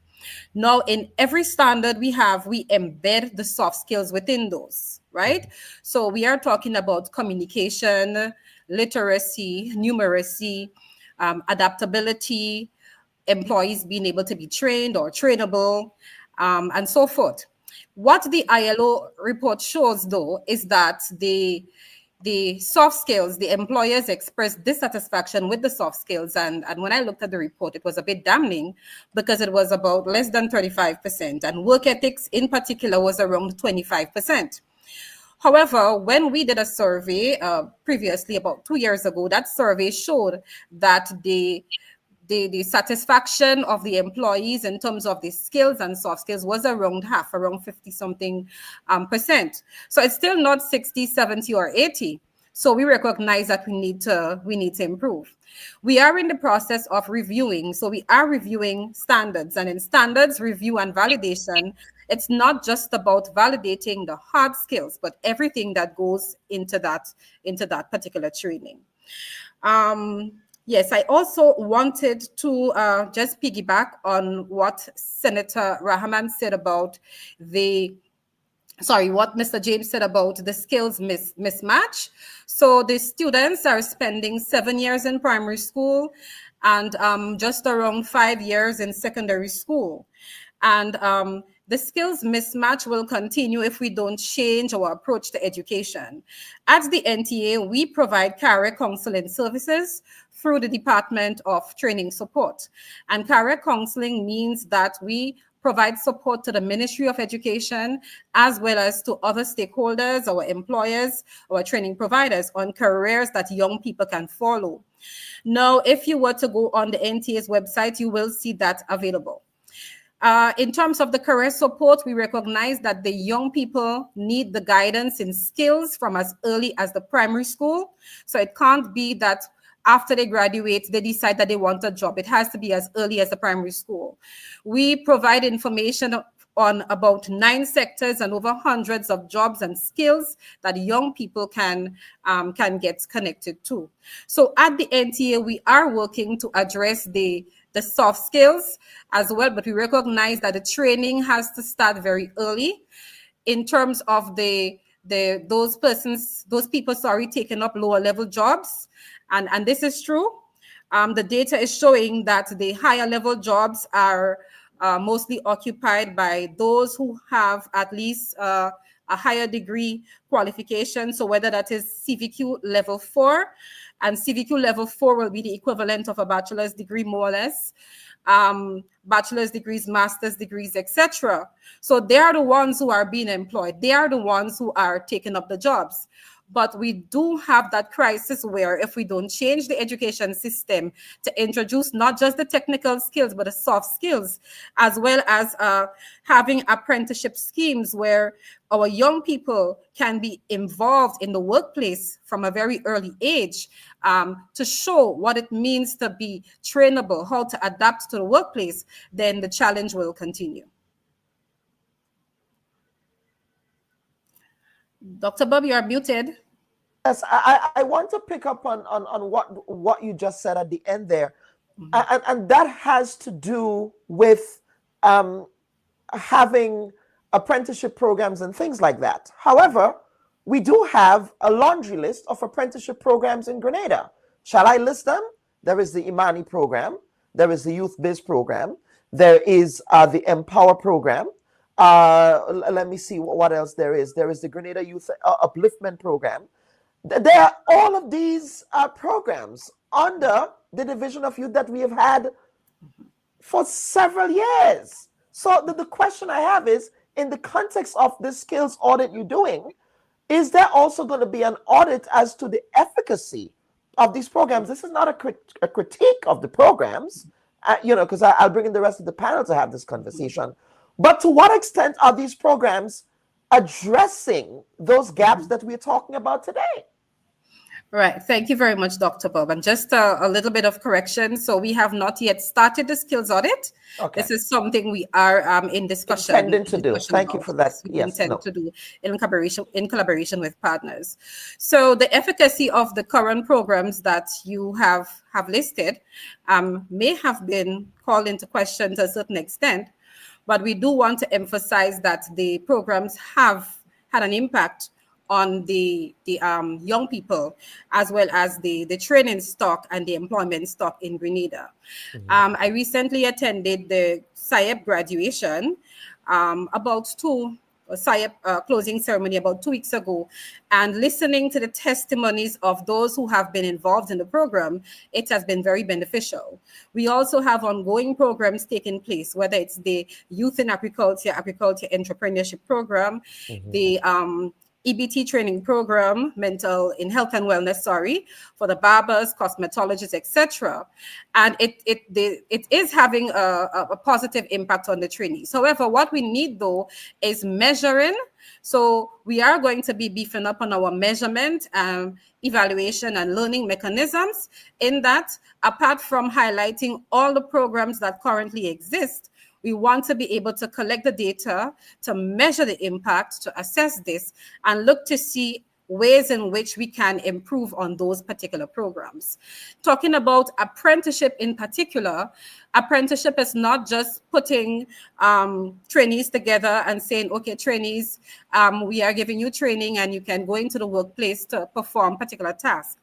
Apprenticeship is it has to start with a social dialogue. It's intentional. Currently, the Caribbean Association of National Training Authorities, in collaboration with SAGE, is working together, to develop a regional apprenticeship framework, because we recognize it has to be more formalized. We are going to be looking at that legal framework that will address the issue of wages or salaries, the rights and responsibilities of the workers, the attitudes. So attitudes will involve the soft skills and hard skills, the need for the tools, having the right tools for the job, how long they are supposed to stay on the job, and all of that. So there are programs that are taking place, but we recognize that there is a need for a more formalized and intentional approach to apprenticeships, to ensure that the apprenticeships function in the way that they should. And we're also going to be looking at having those monitoring, evaluating, and learning mechanisms to really measure the impact, learn from what happened, and come up with mechanisms for improvement. Mr. Rahman, I'm sure perhaps in your line of work you've encountered trainees from either of those apprenticeship programs that I articulated here. Is there anything else you wish to add on that? Because again, I believe that was one of the things introduced to address the skills gap issue that we're having. Of course, we also have NULO. Let's not forget the work that NULO has been doing for decades. Yes? A lot of what Dr. Edwards has just mentioned is needed. And I'm happy to hear that it's not only thought of, but it's been actioned. We have to recognize the conditions under which our employees live. So, for example, in recent history, the government increased minimum wage. The business sector accepted that wholeheartedly. As a matter of fact, most within the business sector were already paying above that minimum wage, including a new minimum wage. And so the business sector in large part had no problem with that. So in many cases, it's not the wages, it is what is surrounding that, the environment in which the employee lives, the stress that the employee has within their home environment, the lack of encouragement or motivation that they may have. So Dr. Edwards spoke about primary school and secondary school and tailoring these students towards a better employee or a more skilled employee. It has a lot to do with their background and where they're coming from and their self-value. You know, we don't teach our children to speak up. We, in our culture, when our children speak out of turn, we tell them hush. You know, and so we a lot of creativity is stifled at a young age. That's why I said a mind shift, a mindset change, because we have to understand that we have to allow our children to speak up with respect. We have to make sure that if they don't get proper leadership from the home, proper parenting from the home, we have ethics in school, so they know right from wrong. They know their responsibilities. They know when they sign a contract that they're supposed to do this, that they ought to do it. And then once that mindset is there, is created from a young age, they will receive the training and they will readily accept that training and they will be confident enough to perform. I have people coming into my workplace and in other workplaces that they don't have the level of confidence. You can clearly see. And when they get a little bit of pressure, sometimes even from their peers in the workplace, they're ready to leave. They're ready to quit and so on. So that's because the grounding wasn't there. And a lot of people, and they come into interviews, many of them, and they don't even know how to carry out the interview. They will maybe receive a phone call and they will tell me, hold on, or they tell the interviewer, hold on, I get an important call. In an interview? In an interview, I've seen that myself. That's insane. You know? So I'm saying that, you know, it starts from very young. We need to understand that not every home is conducive towards towards having that strong ethic in that individual. And I'm speaking about, and I spoke about it in the Senate, I'm not speaking about a particular religious orientation.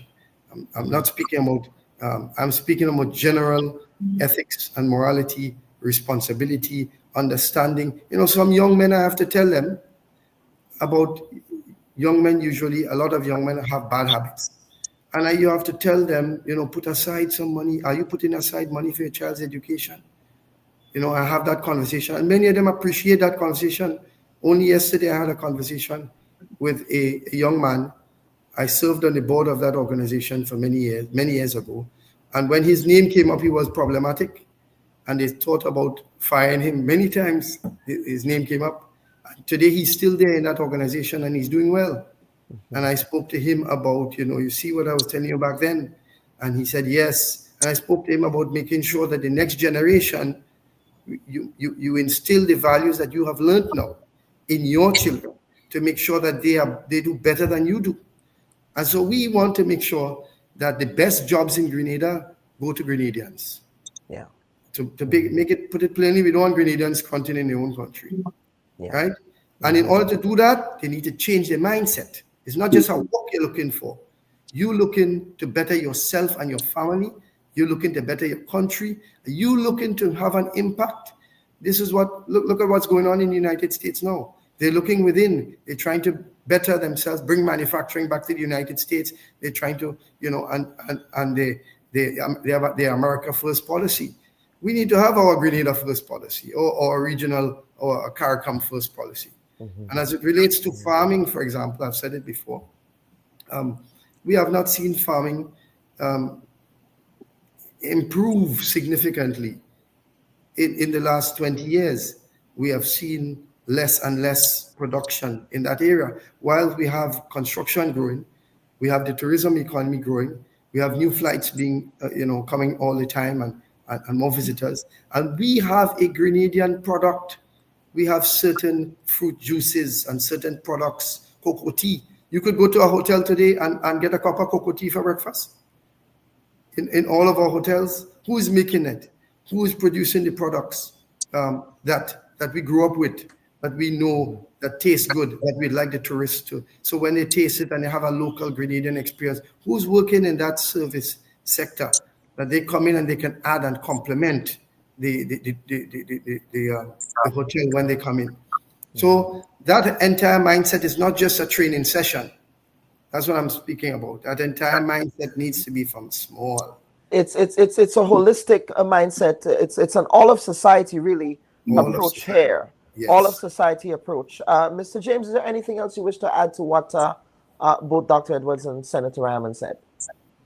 Yes, I would. I would get complaints almost every day, and it stems back to training at home. And we have to understand that we have a problem where people are not prepared for parenthood. They're having children. We don't have, at least I don't know of places where parents can go for counseling on how to be a parent and how to, because we have a different generation right now, and how we grew up and how we approach things, it can't be the same old same. Social media right now teaches instant gratification, a glamorous lifestyle, and what the what people are being paid right now, it can't support that kind of lifestyle. So our young men would turn to things that would give them more money and instant cash. And so this is what we are competing against. We're here campaigning for an honest day's pay for an honest day's work, but an honest day's work these days can't give them the lifestyle that they want, and it's a problem. And this is being right now music is the vehicle for this type of behavior, and the videos that we see, and we need to do something about it.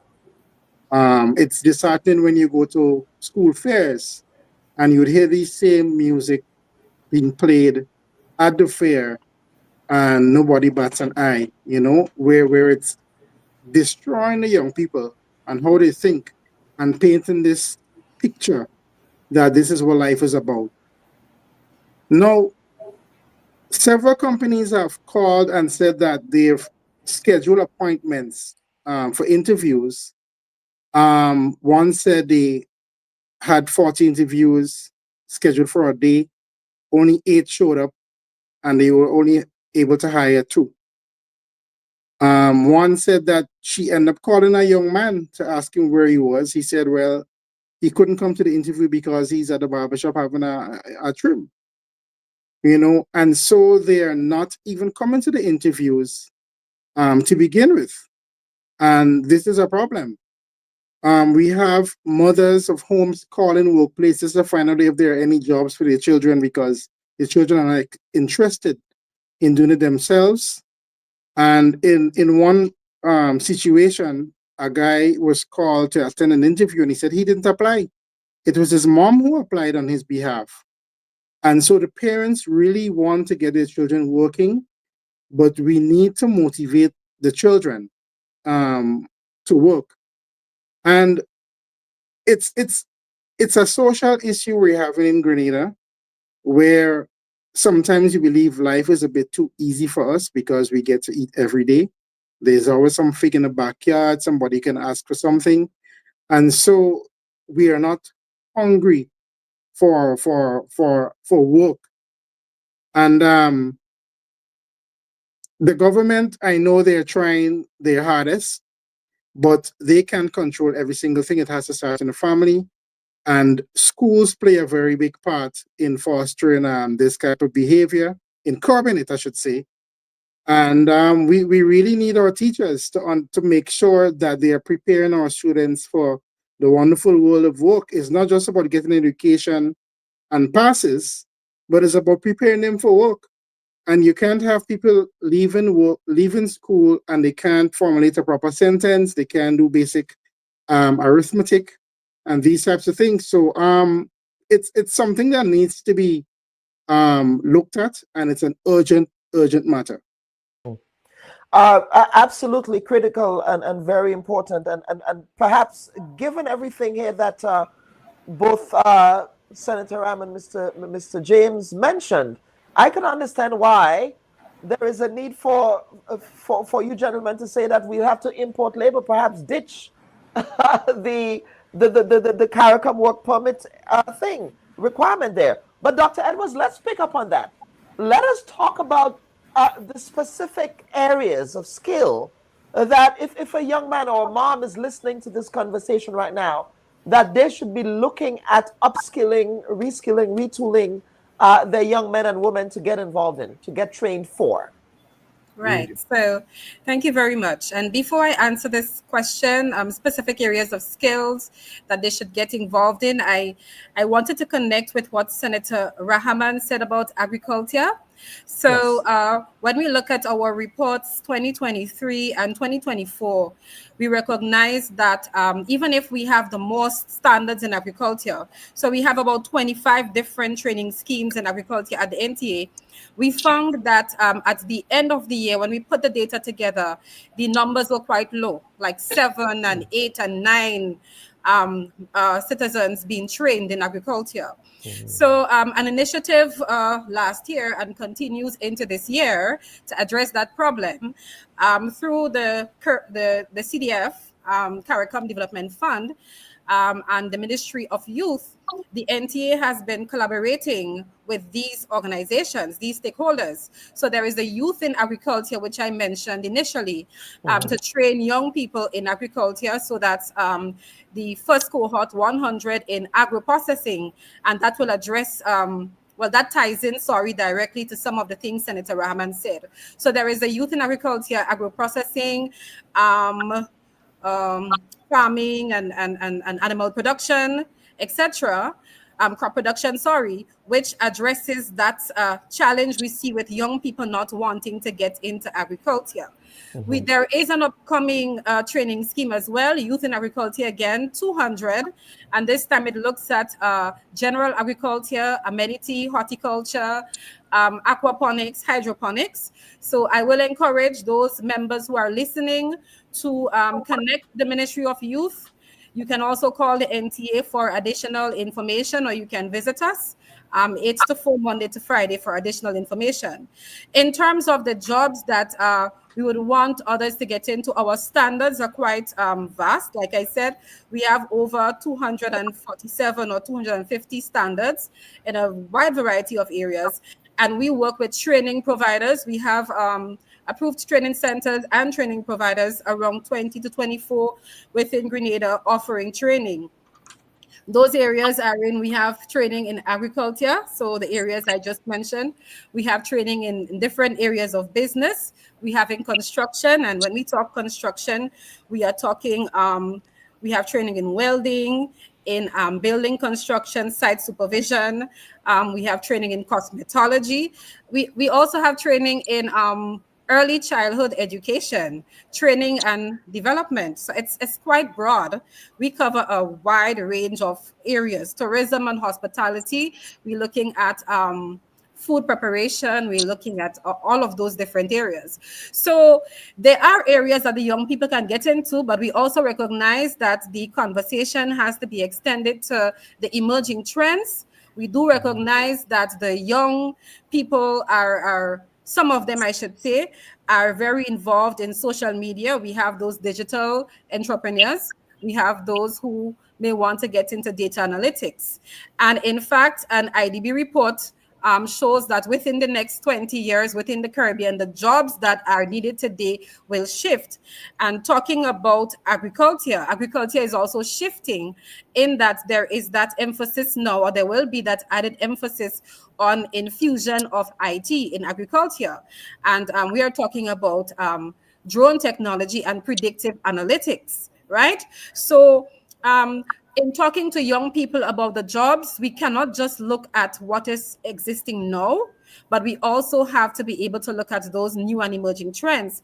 There may be young people who may want to get involved in manufacturing, who may want to establish factories and so forth.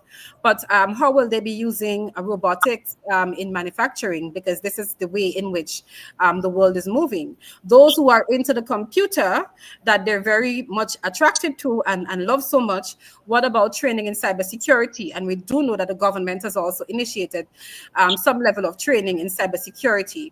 So we want the young people and their parents, as well as those who are already employed and who may be looking to upskill or reskill, to recognize that the job market is changing. It's no longer going to be simply a local job market.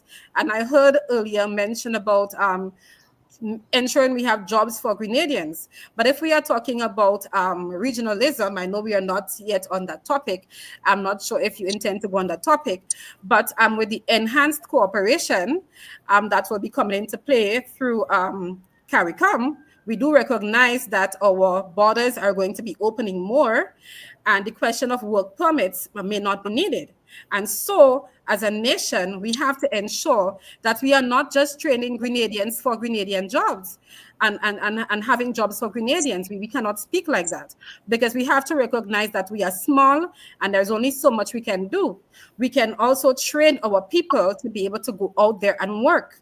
We can, as a nation, reflect on the region and recognize that whereas Grenada can be a hub for agriculture, Guyana can be a hub for energy, right?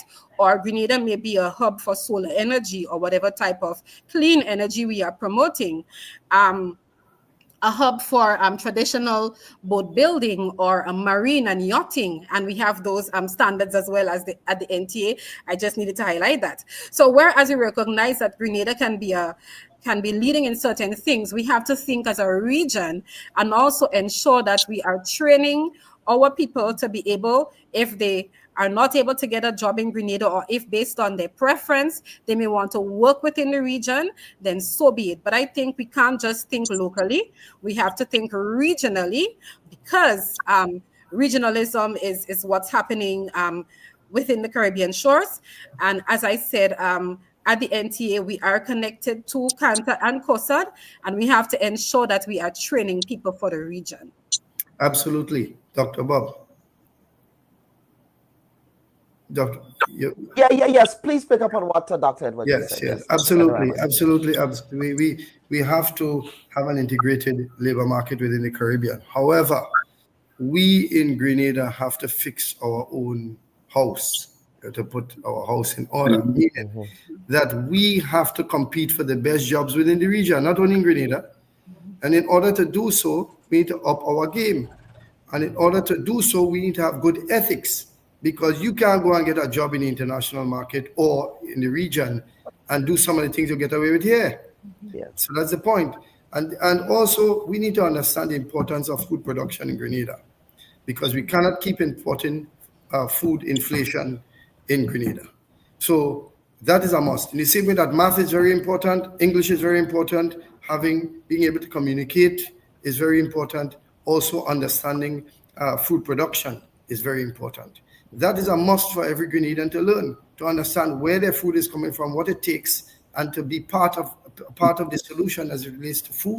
Because we're blessed with a good climate, we're blessed with rainfall. You could spit out a seed and it grows in Grenada still, thank God. And so we need to make sure we take advantage of that. So because we come from a indentured service and the horrors of slavery and so on, and that negative background, a lot of our parents and ourselves have turned away from agriculture because of that scar of those things, of that oppression, because it's linked to oppression. But really, it's linked to our health, and we need to understand that new narrative, and we need to teach it, and we need to practice it from the time we're very small. Our children need to learn how to farm. Yes. Yeah. And so if food security is national security, it's part of national security, right? And so that's why I said that I agree with Dr. Edwards. Look at the amount of training programs that she just mentioned. Yeah. But how many subscribe to it? How well is it attended? That's the problem. And Mr. James spoke about social media. I couldn't agree with him more. The abuse of social media. Social media is good. The use of technology is good, but the misuse of technology is not good. So how are you going to use the technology, and how are you going to prevent the misuse of technology? That has to do a lot with parenting. What type of access you give them. With regard to my children and raising my children, there was a certain time when I would unplug the internet in the house, right? And so nobody had access to the internet, because it's time for reading a book, or time for doing some activity outside, or we're going outside to plant something in the backyard, and you need to join us in that. And so we need to make sure that we from small, we know what we want the Grenadian citizen to look like, what we want, what are our ideals, and we need to protect our children from overexposure to social media. We need to make sure that we teach them the ethics and the love for study and for education, and let them understand that the world is their stage, really, because when Grenadians leave Grenada, like you, Dr. Bubb, the world is your stage. So I pause at that. Yep, absolutely. And the world is also your oyster as well, young people. It's also your oyster. This is such a very important conversation. But one of the takeaways that's coming from this, and I believe a lot of this is directed to you, Dr. Edwards, as well to the private sector. We have a comment here from Lisa. Dr. Edwards, are these programs advertised in various communities? Are people aware of these great programs? And I suspect that I think the viewer is asking, how can people get to know about the offerings of the NTA? Yes, thank you. So we do advertise on our social media pages, but there is nothing that will beat the on-the-ground communication. So this year we are going to look at getting more into the trenches, into the communities, to let members know the training that we have. As I said before, we are the training authority, so we connect with our training providers. So whether the training provider would be SIDACT, TAMCC, NULO, Grace Training, and so forth, we are the ones who have to get on the ground with our training providers through our MNC departments to advertise. So I agree that not enough is done, right? Because when I mentioned training in yachting and those different areas, the different areas of agriculture, the different areas of cosmetology, early childhood, members may be surprised that we have so many schemes. We recognize that about 32 out of the 250 or so are being used on a yearly basis. So there is a lot more that can be done. And we will be getting into the communities to interact with members, to let them know what is happening, let them know. So definitely a more rigorous marketing drive is needed. We also want to connect with the employers as well. We do connect with employers, but we are looking at later on this year having an employers forum to bring the employers together to talk about not just the soft skills that I'm hearing so much about today, but the hard skills, the areas in which training can be needed. That's a very good initiative. Also, how we can finance the training. Because countries like Trinidad and Tobago, Jamaica, and Barbados, they have an employers training fund that the employers pay into for training. We do not have an employers training fund. So sometimes we advertise training, or if it's not a financed training initiative by a development partner.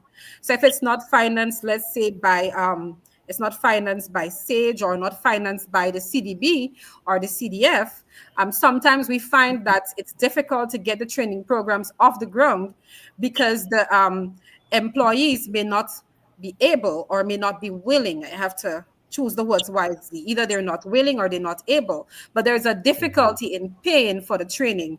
Higher level training is obviously going to be more expensive. And this is what the labor market data is pointing to, that we have people, we have Grenadians who are doing work in the kitchen. So they're washing the dishes, etc. in the hotels, but the managers are coming from the outside. The managers are the ones with the higher level training. We want to be able to offer higher level training, but someone has to be able to pay for the higher level training. So whether it's a national approach, conversation with our stakeholders, our employers, government, as well as the employees, because I believe whatever training initiative has to be, there has to be some sharing of the funding. I believe in that co-sharing approach for funding. If I am benefiting from training, I should have a stake in it. The employers benefit as well. They can have a stake in it. The government. But also if we're talking regionalism, and I do know that there is that labor market information system that CARICOM is looking at. So just as how CARICOM is looking at a labor market information system, I think they can also look at a regional funding system, recognizing that the less developed countries have challenges in developing their training schemes, because we can talk a lot about training that is needed, but we will need to have the funds for that. So that's something CARICOM can consider from their end as well. How can the LCDs be supported in their training initiatives? So just as how there is enhanced cooperation to have people move freely, and if all the countries are going to benefit from training that is done in one country, why not have that enhanced cooperation for regional training fund as well? Absolutely. Very important. Mr. James, is there anything else you wish to add? Well, I would like to echo the sentiments of Dr. Edwards, because I was reading earlier that incentivizing companies to assist in training would go a very long way, because I know there's a lack of funds all around, and money is the great facilitator. Also, I believe that we need to rebrand construction and agriculture, because it's as though we only fall on it when we don't do so well in school. And that's how it seems to be advertised. And the brilliant minds are not being attracted to these industries because they feel it's a lowly, they're lowly jobs. And so the people who would gravitate towards it would be those who are not as academic. And it wouldn't carry the same pride as other industries would. And so their lackluster approach and how they see themselves as second-class citizens. I think that if we prioritize it and give it the importance that they really deserve and attention, then it can change the outlook of the industry and people would want to get into it. We have seen the emergence and growth of AI, and we have to ask ourselves, how can we incorporate that into these sectors? Because there's no lack of jobs in Grenada, per se. Especially in the construction industry, we have contractors calling me every day. They're looking for masons, they're looking for carpenters, they're looking for site supervisors. And I'm telling you, they are badly in need. And what we're seeing happen, though, is that those who would have gone on to do a CVQ or something in TAMCC or NULO, they don't want to go and actually become the carpenter anymore, but they just probably want to open a business or go and sit in an office and work in development. And so the cycle continues. So as soon as you get trained, you don't want to go back out into the field. But we need brilliant craftsmen in the field so that the production could be at the quality that is needed. Because we shouldn't just be putting people off the streets and just, okay, give them a hammer and a saw and tell them to build this. But we want competent people who are properly trained that can produce work that we are proud of. And even within construction, we see that the helper jobs, we have a lot of helpers. And then we have to import all the other semi-skilled or skilled labor. And it's becoming a problem. And we're complaining that they are not giving us the jobs and the good jobs. But we have to take responsibility and say, okay, well, I will subject myself to training. If it's free, I will take very good, I'll take advantage of it. There are a lot of free online training as well. That I tell people, you have your phone in your hand all day and on social media or whatnot, but you could actually take free courses online that you can help improve yourself.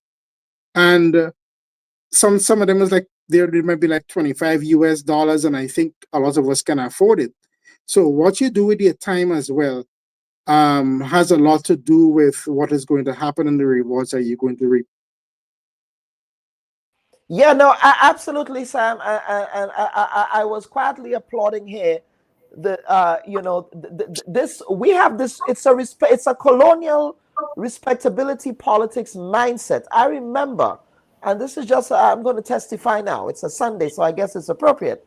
But I remember when, you know, there were kids who I went to school with who got back then it was the school leaving certificate, which again, back then it was considered a failure to get a school leaving certificate. It was like a dead end type of deal, right? But these guys who got the school leaving got into the same construction that you talk about. And these guys who I knew are thriving, not in Grenada. They're elsewhere. They're in Guyana, they're in Trinidad. They're flying to do a contract over there because, you know, they successfully tendered for a project in Jamaica. And so I think that mindset shift needs to happen. We need to get away from this idea that because you have 40,000 CXC subjects, and I mean, I'm being, you know, and all of those CXC subjects are, and yes, as an academician, I can say that all of those 40,000 CXC subjects with your grade ones, you know, gives you a better chance as opposed to somebody with a construction certificate. No, it does not. It qualifies you to work as a paper and a pencil pusher in the service industry. That's the reality. So sorry, I just had to. But I always tell my friends who have learned a skill that they're better off than I am, because they can use their hands to create things and they can make money at will, while I have to wait on somebody else to hire me to do something. And they can actually create. So they're in a better off position than I am, actually. Absolutely. You know, so this is such an important conversation that we need to continue to have. Dr. Edwards, rest assured, we will be inviting the NTA back. I think perhaps we might need to have segments on what trainings are available and how people can get involved in those trainings, you know, so that we're able to address those skills gaps that we have. But I want to go over you, Dr. Edwards, now for some closing comments as we end this segment. Okay, thank you very much. So in terms of closing, I just wanted to highlight that point about building, construction, the need for supervisors. So we have recently concluded a training scheme in building construction site supervision that's in collaboration with Cantor, Sidima, and the TMR Show Community College. So it's a CVQ level 3 certification for those who are in the construction industry. So if there are any contractors or builders out there listening, you can reach out to us to find out more about that program. In terms of closing, I just want to highlight that the labor market is shifting and Grenada has to get with the times. We have to be ready. We have to be able to address those shifts in labor market, not just culturally. I know we spoke a lot about the cultural elements today, the attitudes to work, but we also have to be able to diagnose the problems socially and politically. So socially, we have to examine the groups that are underemployed or unemployed. We are speaking specifically about the women.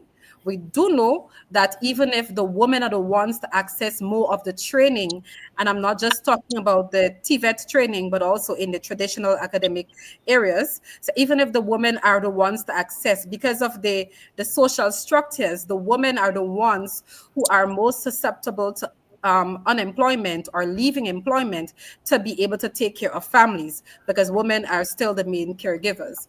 We have to also address the underqualifications as a social aspect. So looking at the data showing that if you have only attained up to primary or secondary school, you're at a higher risk of being unemployed or underemployed.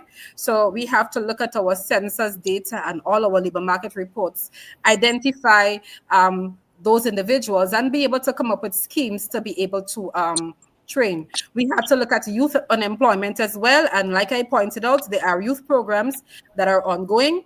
We need to be able to look at the economic aspect. If we ought to offer training at a higher level, we need to be able to fund that, as well as the political aspect. What are our active labor market policies in Grenada to promote the development of training schemes, whether it's for agriculture, business, construction, education, training and development, but we need to have active labor policies that will promote training schemes that are connected to different areas. And finally, I believe all of the stakeholders must speak closely to one another, and this is where a labor market information system will be crucial, so that when the policies are being developed, we are speaking to the right people. So we are connecting all the dots. We have labor being involved, we have education being involved, we have economic development and planning, we have the NTA, all our providers, as well as our employers. We have to be able to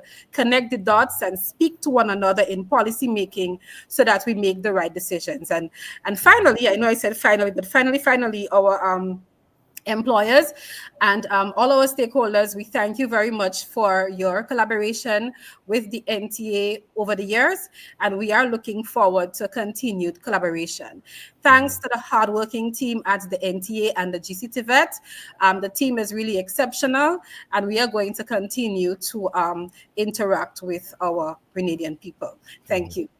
Absolutely. Senator Rahman, sir, over to you, sir, for some closing comments. Thank you.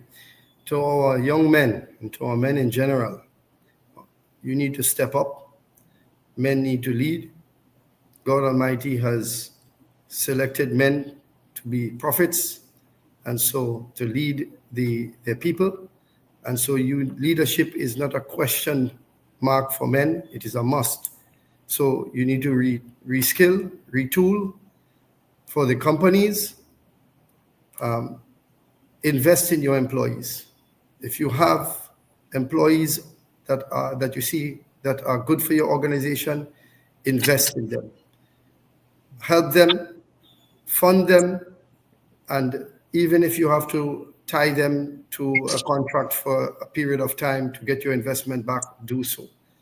It is not possible for all Grenadians to afford the type of education and training that they need. So it is a job of businesses who want that change to help to fund that change.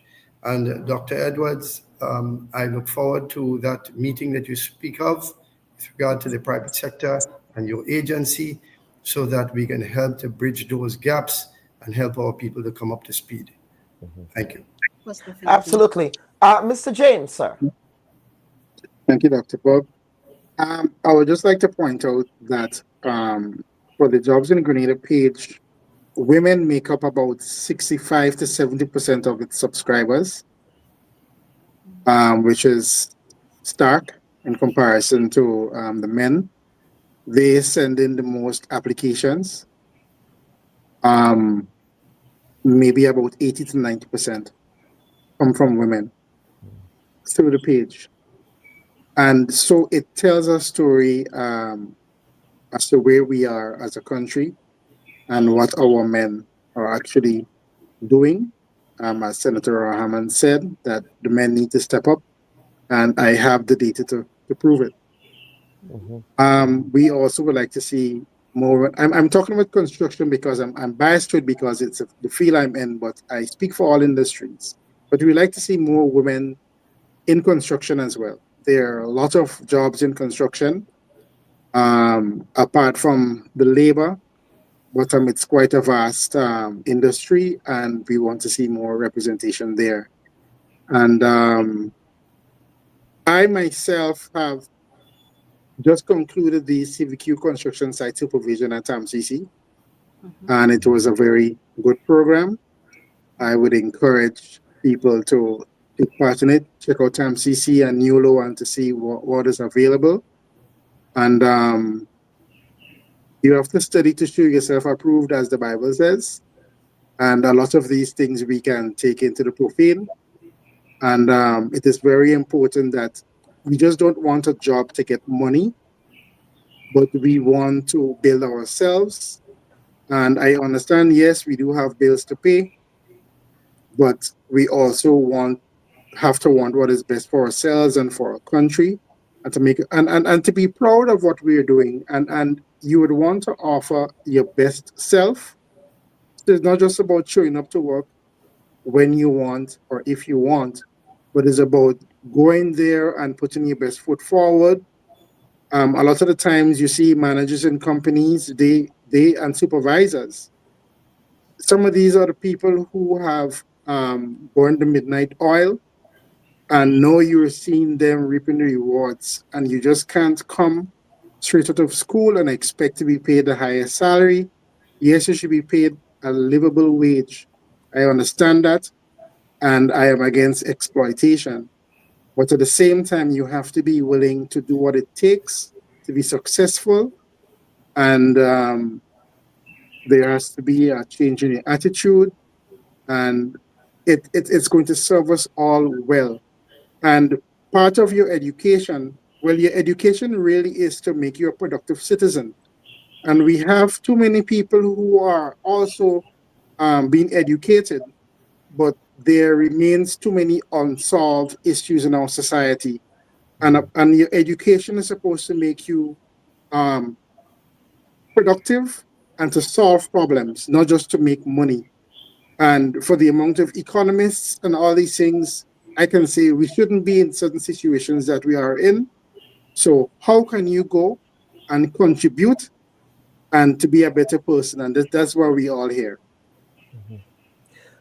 Ladies and gentlemen, such an important conversation that we need to continue to have, because again, this is an issue that we're not going to be able to solve overnight. This takes a lot of work, and certainly we want to follow the work that will be done on this. So I'm so happy that you all can join us. I know that in the context of Senator Rahman and Dr. Edwards, we have been trying to get your schedules aligned to make this happen. So thank you for working with my very competent producer, Rian Charles, in ensuring that we can have this segment today. So thank you all again. Viewers and listeners, this has been yet another edition of the Bubb Report. So tell us in the comments what you think of this conversation. Well, the first part of today's program was all about Intercol, but we sobered up really quickly here, didn't we? In respect of the current labor force issues that we currently have, that we are experiencing in Grenada. And of course, we do want to hear from you. Where are you watching the Bubb Report from? Tell us where you're watching the Bubb Report from. Of course, there was someone earlier who said that they were watching from Saskatchewan, Canada. So before we leave, we just want you all to give a quick location shout out where you're watching from, so that we can shout you out as we close the program. We have someone by the name of Greens who is watching from Jamaica. Tahira McSween is saying, excellent conversation. Sheldon is saying, yes, all these men sit by the roadside while people are begging for workers. And that is the irony with this, right? That is the contradiction that exists here. We have somebody watching from Montreal. I believe that is Tesfa watching from Montreal. Cadella from St. Kitts. Destiny is in Dallas. We have Tahira, again, is in Munich. St. Andrew. We have Ingrid Byrne, who is, I believe, I don't know where Ingrid Byrne is. We have somebody from Delaware. Lisa is from Delaware. I know that we have Dr. Leo Edwards, who is watching from Toronto, Canada. So Leo, shout out to you. Dr. Christopher is watching from Charlotte, North Carolina. These two GBSS blokes are also watching the program. Today we have somebody from Bailey's Bacalet in St. David, Claudia Nicholson, watching from Carriacou, Wallace Collins, Sheldon, Alexander from Brooklyn. And of course, Nicole Brenda Lee Johnson James. She's watching from St. Paul. She's saying, thank you for keeping us informed. Thank you, Brenda Lee, for being an avid viewer of the program. Thank you for being an avid viewer of the program. So Judy's saying you're initiating the types of conversations that should be happening at the highest levels. And we appreciate you for it. Keep shining a light on the issues that matter. We have somebody from Tivoli. We have Wendell Felix, who is in Diego Martin, Trinidad. Gianna Paul is in St. David's. So we have viewers from all over, not only in Grenada, but of course in the Caribbean and in North America. Of course, those of you, special shout out, those of you here in the Washington, D.C., metropolitan, Maryland, Northern Virginia area who also watching the Bubb Report. So thank you all for watching this week's edition of the Bubb Report. Of course, before we go, I just want to remind you folks, we do have a 5th anniversary event planned for the Bubb Report that will be happening on Thursday, the 15th of May in St. George's, Grenada. So stay tuned for that. Once we get the confirmation of who our guest speaker we will definitely be publishing that information. And of course, all of you are invited to the Grenada Trade Center to participate in the Bubb Report's 5th anniversary commemorative summit that we will be having down there in St. George's. So thank you all for watching this week's edition of the Bubb Report, and we will see you next week again for yet another installment of the program. I'm your humble host, Dr. Kellen Bubb, along with producer Rian Charles. We thank you for watching this week's edition of the program. Take care. Bye-bye.